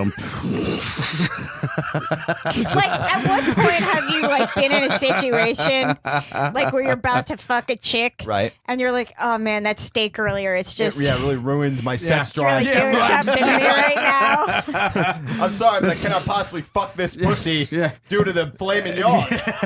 after I ate all that blood, Yeah, I know that. felt primal. And Right? I felt really manly about it. Like I just got off a Viking ship, smashed his shit to death myself. I couldn't possibly have sex now. Dude, there are people in medieval ridiculous. times fucking doing the sinful doggy style, Yeah. fucking double fisting like Fucking A. like legs of lamb in each And- hand and at the those- same time. yeah, and It was those like lambs are alive. bouncing and chewing. Right, balls are banging off of everything. And she's like, "Oh, now I know what my sister was talking about." Yeah, and he's like, of course you do. She's right here. Fucking A. Be human Meat beings. interrupts your sex Meat drive. interrupts your sex. I'll tell you what though, It if I were fucking in like a raw pork roast just landed in the bed, that might interrupt. I'd just be like, oh, dude. It would interrupt to the point of like, oh, we'll figure out where that came from after. Whop. Yeah, let me just knock this Throw off the it bed over. to think about later. Yeah, fuck yeah, man. Get some rum ham in there. It'll be fucking all night. Yeah, I don't know what that is. You don't know what rum ham is? The rum ham, yeah. You just know what rum ham is? Yeah, not a big Always Sunny fan. But still. It's all right. Let's move past it. After 2 drown, Sarah, I thought this one specifically would you'd like. After 2 drown in the Tanzania, Christians re-examine safety of river baptisms. They reimagine. Yeah, but they've been baptizing people in rivers for so long. This can't be rivers the are first rising. They're fucking, getting angrier. This can't be the first time people have drowned during baptism. I think you're right about that. I Like, think now that there's people no are catching fucking it on. way, dude. Yeah, now that people are catching it on their iPhones, suddenly it's a problem. I would be hard pressed to believe that there hasn't ever been a baby baptized in one of those tiny little fucking church pots that didn't drown somehow. right. They didn't have a name, though. Because some eager priest So it's okay.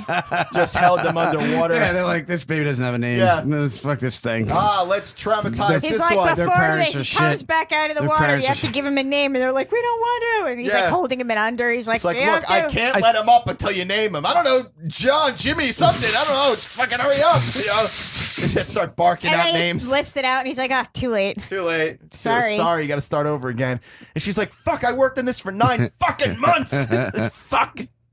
And then he just goes, well, he's a priest. He knows what he's doing.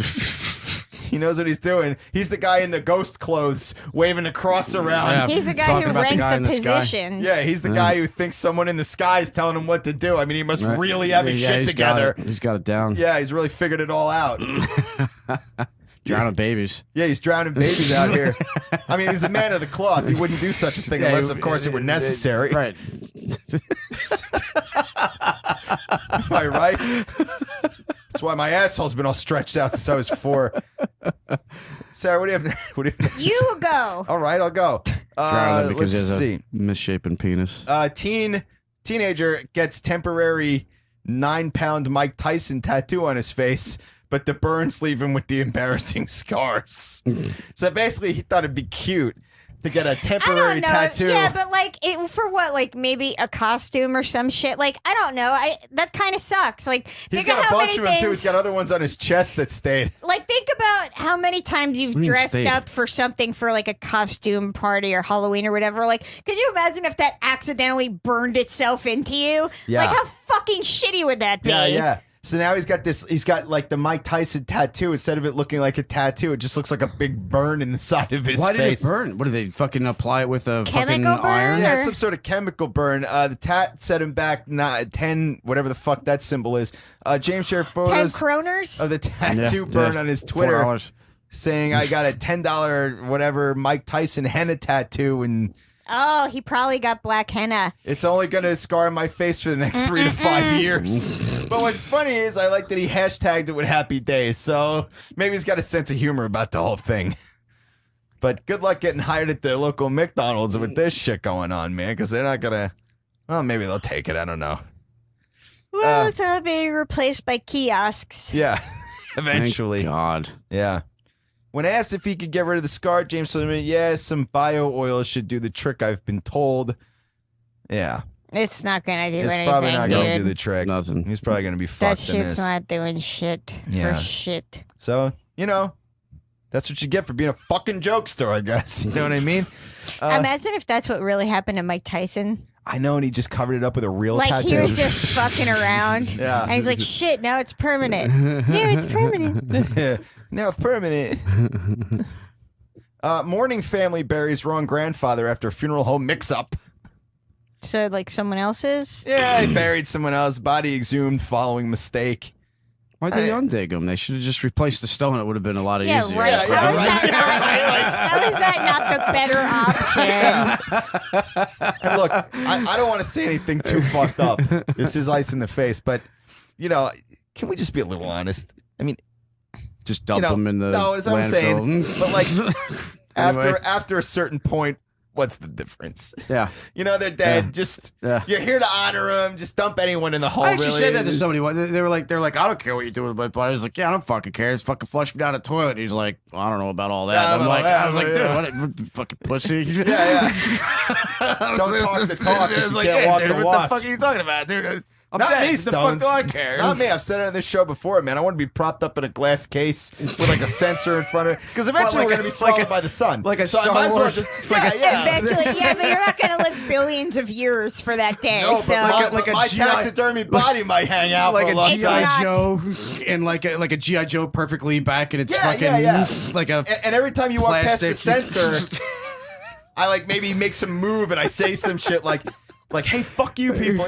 Like whatever I like a typically Halloween say. laugh. I mean, really, the Yeah. possibilities are endless. Yeah, possibility. Your body gets all soggy when you die. So if they encapsulated each part of my body into like a clear, like if they encapsulated my head into like a clear glass container that was Yeah. shaped like a Lego person head, Right. my body would melt into a Lego person shape. Yeah, right. And I could achieve greatness. Sure. I agree. I agree. According to I agree. Conan O'Brien, you have to have a child with you to go to Legoland. It's such bullshit. That's bullshit. You have no idea how bad I want to go to How would the Legoland. flying fucking the Lego Corporation make movies that funny and assume people like us wouldn't go there? I just want to go to Lego World. Like, in fact, I want to go when there's no children fucking literally anywhere. Well, like adult swim No, hours. I was thinking more like children of men, like there's no children on Earth, and it's just adults. Everyone's over the age of 18. Oh, what and a let me terrible in, man. fucking world that would I fucking know, there'd be man. no more fucking up and that hideous laughter and all that Jesus Christ. awful Halloween knocking on the door and I gotta pretend I'm not home. People's reservations would be completely lost, and the politeness would be Yeah, gone man, they'd be if like, there fuck was it, no there's children. no future. Yeah, exactly. Fuck it. It's So, fucking- yeah, now what? It'd be People hell. just It'd be live hell on with earth. this lie they tell themselves that there Yeah. is a future. Maybe Yeah, they right. need that wake up Yeah, call. maybe they need a wake up. Maybe that's the only way to fix anything. Maybe. For the last generation. Or destroy it all. Yeah, right. Which might fix it. I'm gonna move on to another story if you guys don't mind. Let's see here. Oregonians can now legally harvest and eat roadkill. Why couldn't they do that before? That's what I said. I thought they'd be doing everybody a favor by scooping up the roadkill and eating Isn't it. that like? I thought that was like pretty much legal in most places. I mean, who sat around and decided it wasn't legal?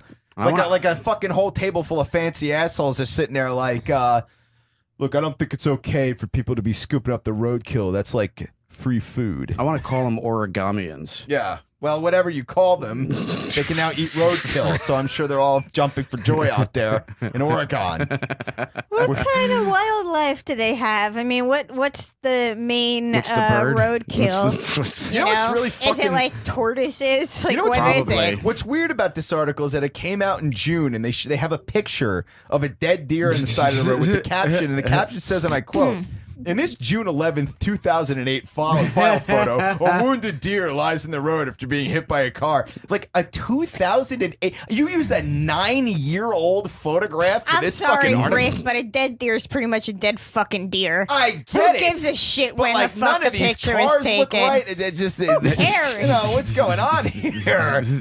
You know, like this is like before, but this is like when George Bush was still president. Like, MySpace was like a big deal. yeah, like None of that shit matters literally at all to this. This is like a touched up MySpace picture. Is what this is. And it's like a state trooper walking toward it, like he's gonna take care of business. Like, what is he gonna do? Don't eat the tainted deer meat, you fuckers. Let me tell you something. There's no cop on earth shoveling up a piece of roadkill and throwing it in his car to take care of it. No. Like, that's not who deals with that shit. Nope. You know, this is Oregon saying, you know what, we need the public to contribute here. Guess what, guys? You get to eat the dead animals on the side of the road. Maybe Aren't it's you them lucky? saying, "Hey, everybody's starving." Maybe this law is kind of dumb right now. Yeah. Maybe we don't need this right now. Sarah, what do you have next? Oh yeah, that guy in the fucking ATM. Oh right, yeah, the guy who got stuck in the ATM machine.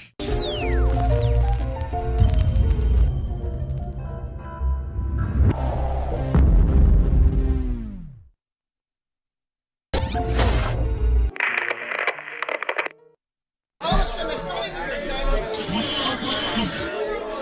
guess that's easy, right? Which one you gonna try?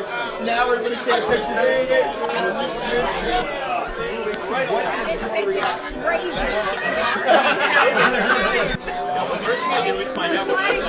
I gotta get the fuck out of here.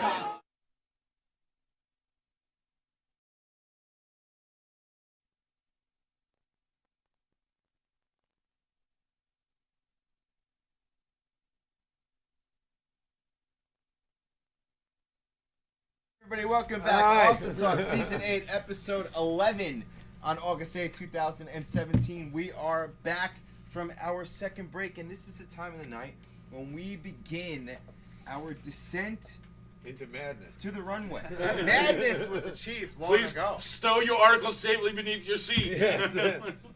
Return all seat backs to their upright and locked. Any electronic devices, large electronic devices, such as laptops and tablets, should be put away. Dan Marter, I want to talk about In the Clouds records. I want to talk about what's going on over there, what you're working on, how this came about, all the fucking good stuff. What's going on? Cool. I mean, In the Clouds, it's a record label I started about 6 years ago in my parents' basement. I thought it was something I needed to do. I started off working with a lot of local bands or just bands in general that I loved listening to, but never put it out on vinyl. This is weird, just like holding it up. I feel like it's like the home shopping network. Like, oh, this is Bob. Yeah, man. So Joe, what do you think?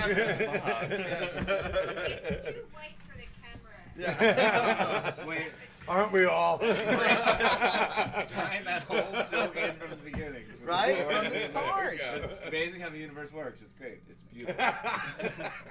Continuity, that's what it's all about. Right. Indeed. flow. But yeah, it was just it started as a way for me to put out records that I really wanted to have on vinyl that I didn't think anyone else would do. After doing it for so long, I just had a lot of fucking records in my house because they didn't really sell as well as I thought they would. You wanted me to do something stupid. There you go. Hold it together, man. I was trying to, man. But I don't know. I think it's easier to just kind of describe or show what I do instead of describe. Well, it. yeah, well, Sure. Yeah, please.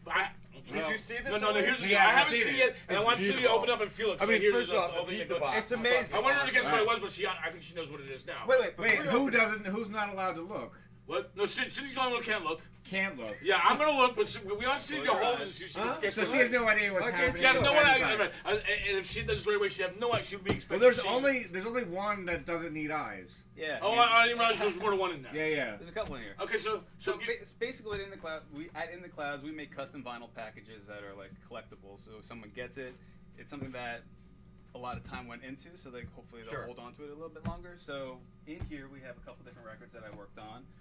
Each of them has their own like unique package, but just wanted to give a little show and tell because saying like, oh, we put like water inside one of the records. We're like, what do you mean you put fucking water? Like, that was what I wanted to hold. Right.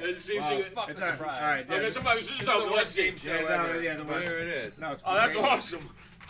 Cindy's like, It's I'm buying amazing. it. See, I wanted you to guess So what that here's- was. Here's your vinyl record. Do you ever listen to vinyl? I mean, 19, right? So like, is that cool? So the still? vinyl Am I is like on already there. like This is the jumping the cover. shark? No, Like no, no one gives a shit about yeah. vinyl anymore? No, it jumped the shark and came back already. Yeah. Okay. Well, cool. It's cool again. Dude, this is like It's like something no man will amazing. sleep with at night on his So eyes. cool, yeah. Do me a favor. It's like a trapper keeper. Yeah, right? This was for a band called Happy Body Slow Brain. The album was called Dreams of Water, and That's sweet, man. I just loved the album so much. I didn't know the guys at all. They're over from like California, and I This just was your emailed idea? them. Yeah. That's Right. So I just like Did sent them an they email. come with you a concept or did they actually come with you a design? they came with me the music. I was like, I want to put water in a fucking record. Oh, okay, so that's what I'm asking. You came up with the concept. You came up with the concept of the album. Ryan, let me ask you, what does that feel like when you touch It's cool. It feels sturdy though. Like the book bags from the 80s. Yeah, That had like the air. leaf. Yeah, right. I went on a really website cool. searching for manufacturers that made that shit, and I was just like, I want to middle. fucking do like this. Track And I sketched list up on the the back. banners. You asked them? You Yeah, told them that's about amazing. it? Yeah, and then they you wait do like that. 2 days because it's like in China, so it's a different time zone. And Now like, they have to translate. so it takes so long to do it. They have to If ship you it ate over. acid, you could just sit here and like Oh, dude, all these are great for fucking dudes like night. Stone, you know? you know, That's the next one. What do you got? Damn. What is I've this? heard. No. So this is another one for the band Rare Futures. It had a brain on it. It's called "This Is Your Brain on Love," and Nice. something about it just like I felt like synapses like bursting and stuff. So I found a manufacturer in China that makes little LED lights. Oh no. So they send me Oh, these, and I have to order like the parts all separately and assemble Okay. it all together. So it's like me in the living room with How many of those did you produce? We made 500 of these. Wow. So you actually made 500 of these? By hand? Yeah. Well, the We haven't background. seen what they can do yet. So inside of it, No, I there's can imagine. No. these little LED lights inside of it, and there's Oh, little cool. puncture holes in the front. So Okay. if it was a little dark, you'd probably see it better. But Oh. on the inside, oh shit, hell yeah. Oh yeah, man. Alexa, fucking do the lighting. No. Alexa, it's in the clouds, time, baby. She's listening. Wow. There we go. Now, Hold- that's hold about it your up. brain on Hold it up. Yeah. Hold it up. Yeah, there we go. So he's like, that's a rave party in a box. That at the bottom changed generation. You And we fucking just know. wanted to come up with something that like fans were like, holy shit, you know, how the hell do you do that? Or just get them thinking, get other labels Yeah, to like man, push it's into cool, limits. dude. Because it's getting to a point where I think it might get like overseen. Like if Justin Bieber can have a vinyl, you're like, what the fuck? Why But would it's I- not Yeah, like, right. but it's not like, and people need to understand it's not bullshit though. I mean, it's a functional, like, you know, it's a functional cover. Yeah, yeah, Like, exactly. it's an Right, LP yeah, though. yeah. You can keep records in here. Totally. Like, it's totally, it's Oh, yeah, safe. right You here. know, like, look at Oh, it. there's It's, the record it's right there. awesome. Dude, You this know? is dope, man. Like this one, Oh I my know. God. I know to some people this just looks like a bag of water, but like no, it's fully like you No, can it looks put like a melted records. Slurpee. You man. can put records in here. Like you're set. You're good to go. Like look at that. So like the only reason it didn't Boom. have records in it is because like they would burst in the mail, so I had to like. Come up with- Yeah. Okay, These yeah, are all good like point. problems I figure out like Send it in as I'm paper. doing it. Cause, like, So no you one's- just send down 2 pieces. There you Let go. me ask you something, Yeah. dude. That's why I got these pizza boxes and I put them That's in so here because there's a cool. little more space. And then fucking Marginally shit like related. that. That's so cool. How do you feel right now as an entrepreneur, producing something like this? Like, what do you think, man? That's perfect because it's a 12-inch pizza box. I just got that mathematically. Yeah. It's Cool, fucking dude. brilliant, Yeah. dude. I had to order like It's special Euclidean prints in on the nature. front. It's perfect. And the logo This guy is Matt like, Dye and No, I saw that. I caught that after he held it up. I just At first I What a thought it was just dope regular pizza. idea, man. I was like, I Here's the want idea, man. pizza, music, and Dude, beer. I in- like. in I the know. fucking I pizza know a lot box. of bands And that you're I'm like that's sharing your perfect. page with tomorrow. Like It's- I it's want you badass. to do shit Yeah. with. why them. isn't this next one something you So this need to one- promote kind of right now too? Oh, yeah, 'Cause we it's just- the Oh, big- the gay it's blades, the live yeah. one. Local Asbury, or Yep, they yep. were from Asbury. Oh, God, they say these New guys York, are but we all awesome, know. man. But their album just came out maybe 2 weeks ago, and this one has an actual soundboard inside of it. Wow. So we took, What does that mean? Explain. So a soundboard is essentially another part from China, wherever that went. Somewhere hidden. Here we go. So my idea was the singer lives in New York, the drummer lives in Red Bank. There was no way for me to like actually get them both together at the same place to do Okay. any promo because the band's been relatively inactive because Right. they're doing their own thing. So we made samplers, and I was like gonna make them send me messages on the phone and then turn it into this whole puppet scheme that we were doing like over online. Love The it. puppet I thing. got- So yeah, I took like 2 puppets. I made it out of paper bags, like from my daughter's pre-K, which was Nice. and just started making like mouth movements and stuff. And I put it in like weird backgrounds. And I just sent them like, guys, can you just say this on a microphone? Just email it. They had no idea what the fuck I was talking about. I made a couple, Like Mad Libs. and then they're like, all right, let's bang these out because they're coming together pretty good. And Right. I just let them talk for like an hour and a half, and then listen back to the audio and like splice it up, and then turned it into like this message of promoting the record. That's But sweet. going into the samples with the voice from the puppets inside here, there's like a sampler built into the actual throats of some of the people from the album So art. you can touch it. So we took the top part, we put it inside, and if you actually push the button, it's like different quotes from the record. That's so Nice. dope, dude. It's like a desktop theme for Windows 98. Yeah. So all the Got a people, horn can you hold section, it up you know? for This the is a for sophomore the- record, Can I hold it up? Do you mind? Yeah. So if you hold it up here like this, so like it can press on the character Press on basically. the horn section, you get horns. And like, so I'm gonna hold it up here so you can see it, and then.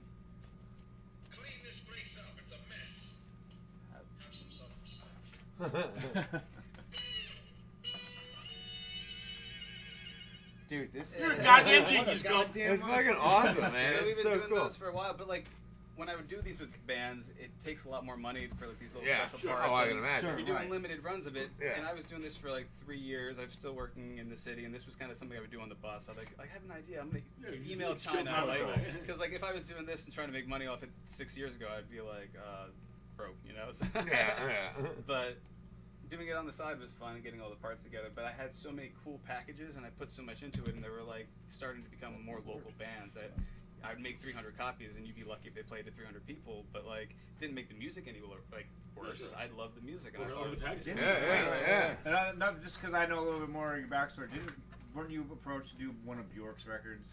Yeah. And you actually had to turn it down. So this. You say yeah, I think. Is that what you said? Yeah. No, it was. Oh, I thought you said yeah, I think.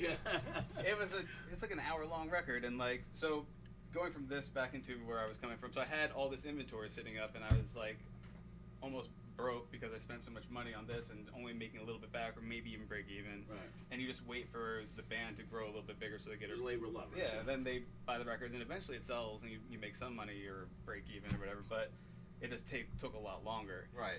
And I still wanted to work with local bands and do things just on a smaller level and make something that was more unique for their fans, because I didn't think they should be like overlooked just because they don't have $3,000 to make a record. Right. So I started doing some research online. I actually flew out to Germany to take this class with a guy who made a machine that will actually cut records one by one. Amazing. It's like a vinyl lathe. That's what they're called. That's dope. So went out there. It was like a 15-hour long class. Me and my wife like flew, and she would take notes as like he was like showing me all this stuff. But now I have the machine back home, and I'm able to cut like one record if they really wanted to. When I saw the story online, Dan talked about this before, because this is what I think is great, is that you can get one record press for like a friend, whatever. Yeah, right. You know, your music, it's not that popular, not that many people get you, but your one friend loves you. Dave's at every fucking show. Perfect Christmas gift. $30 for Dave, he's got a fucking record. Right. You might even have him yelling in the beginning of it. But so I went online to look at the history, and he story about the Austrian guy, and there's a picture of the Austrian guy there. So that's what I thought this guy was. He said something about Dan, and I'm like, because somebody in the clouds came out there, I'm like, is that Dan from in the clouds? I expected some guy with like a long beard. I shaved right Looked before like he was some kind of a Terry Gilliam movie with an ascot and a fucking German accent. Man, I'm sorry, go ahead. What is this? So this is one of the actual lathes I made. It's a screw up, so it's a little scratched here, but I just wanted to kind of show. So it's a different process. When you're getting a record, they kind of make hockey pucks, like crush them down and like burn it into a master.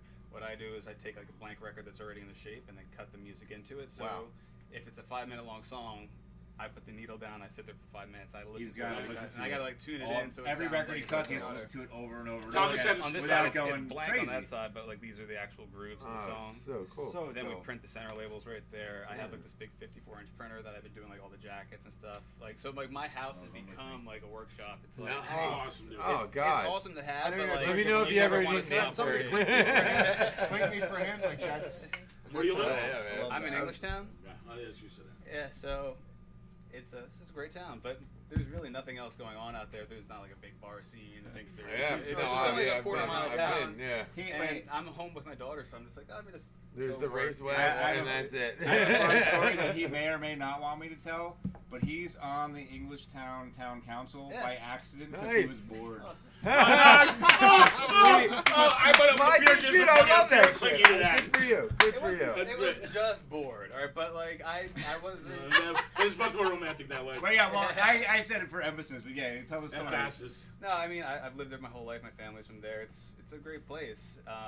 You look like a politician. You're very. I got the Trump hair. Right. You look very Bulworth fucking. We're gonna make it Warren, this town great again. what's his name? No, but I think it does need some work, and I'm trying to just do my part. If I'm living there, I'm paying the taxes. Sure. I want to. Dude, I love it. Good for you, man. So they asked me if I want to be on town council. I had no aspirations other than just like, yeah, sure. And Fuck yeah. now I'm getting to learn a lot more, and I feel like the only way you can actually make change is to actually just do it. Right.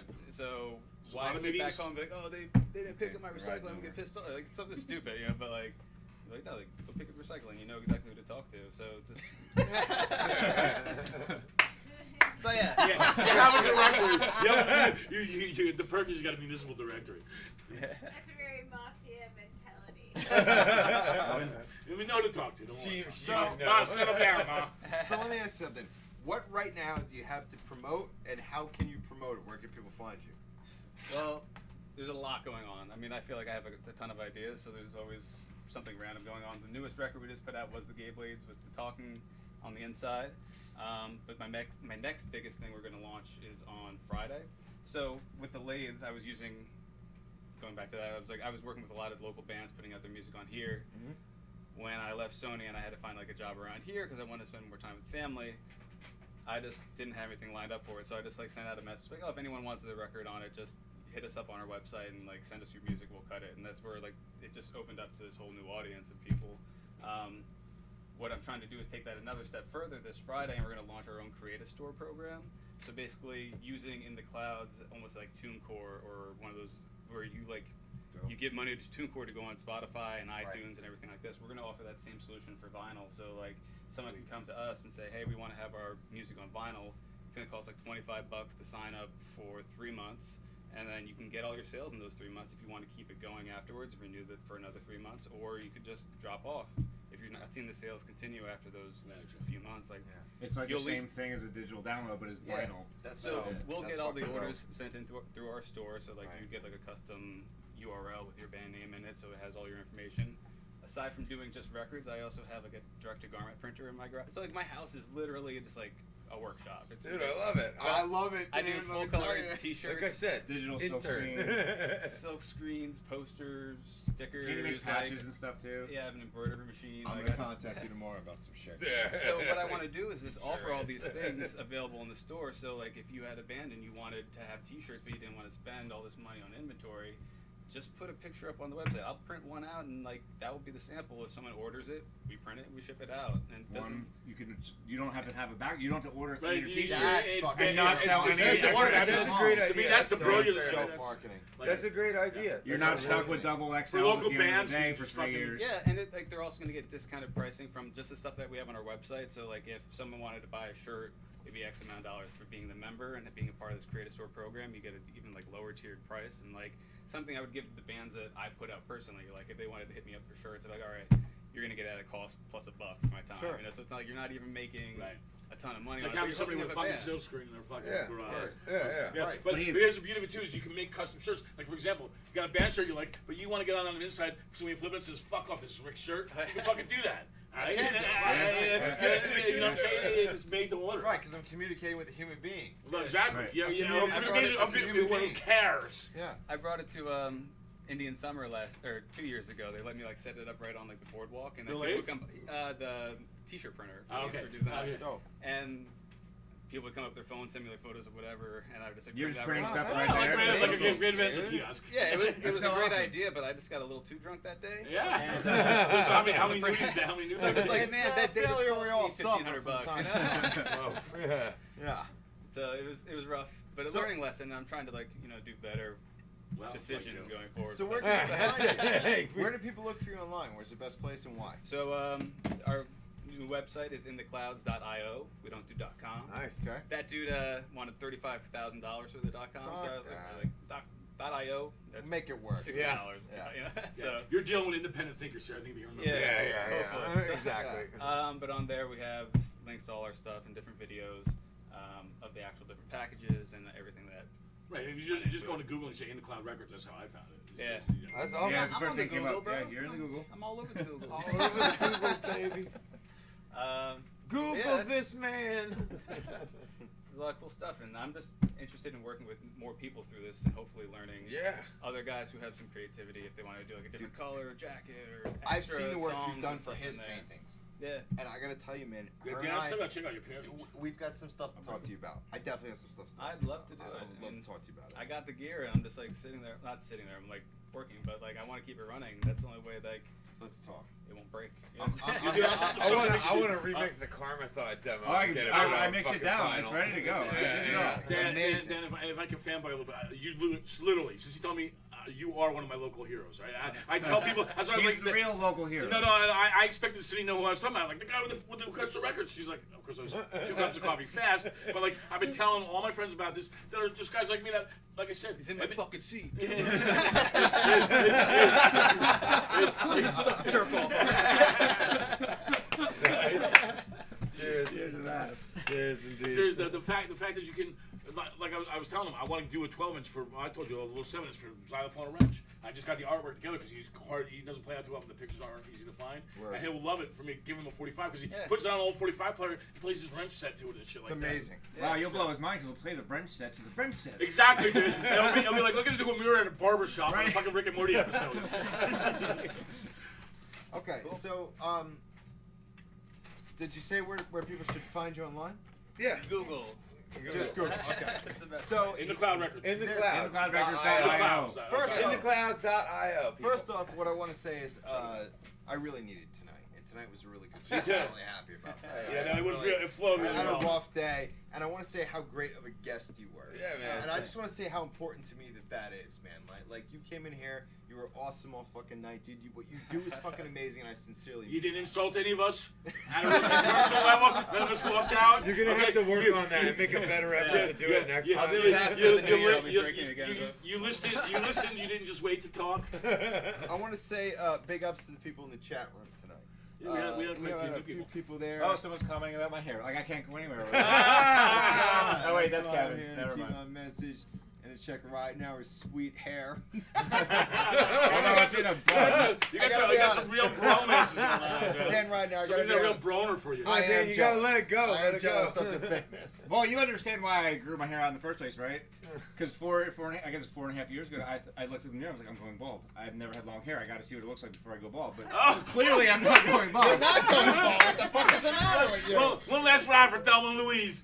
It's like so much. Going bald. Sydney's like as cute as the day I first saw him. Big ups to Hot Team, Brandy, Kevin. I don't know who the fuck else was in the chat room tonight. I mean, we've been going back and forth as best as we could. But thank you everybody for fucking being there. The people who've watched, people who are watching right now. So there's something that before I close up completely, I'm not saying a prayer this week, dude. There's something that we reserve for our guests, which is called the final word. So if you had a message to give to the whole world right now, and this was your last moment to do it, what would you say to the whole world right now? You're gonna die soon. Those are words to live by. Holy shit, those are probably the best rhymes I ever heard. That works on so many levels. That's it. That's the whole thing. That's how you. What else is to say? Dan Marter, in the Clouds Rex, I want to thank you so much for being here. That's how you end the show right there. If you want to find more Awesome Talk, go to awesometalktv.com, AwesomeTalkTV on Twitter, Awesome Talk Online on Facebook. Subscribe below if you're fucking watching for sure. Again, one more time, thank you so much, Dan Marter. Absolutely. Tonight. Thank you to Sarah for filling in for Mac Lahosi tonight on camera. Yes, thank you, Sarah. Thank you very much. Seamlessly. You're killing it. Great job. Thank you to the chat room. Thank you to our sponsors, Nevermore Designs, who make these fine-ass motherfucking mugs, which can hold 2 beers at a time and knock a motherfucker out and maybe kill a motherfucker. Mexican bar fight. If applied to the temple with enough force. So, go and talk to them. We like to think you could collapse the skull with this one. This has been Ryan. That's Tony Awesome Tedesco, Talk, baby. Dan Ridenauer, Cindy, Sarah, Yes. That's Dan awesome. Marter, Beebs. Frank. James. This has been Awesome Talk, Season 8, Episode 11 on August 8th, 2017. Thank you so much for drinking with us. And folks, that's Awesome Talk. Is Awesome Talk. That was a good one. That was a good one, my friend. It was a good one. That was a dope fucking. I didn't know I wasn't at MC Suicide on Instagram.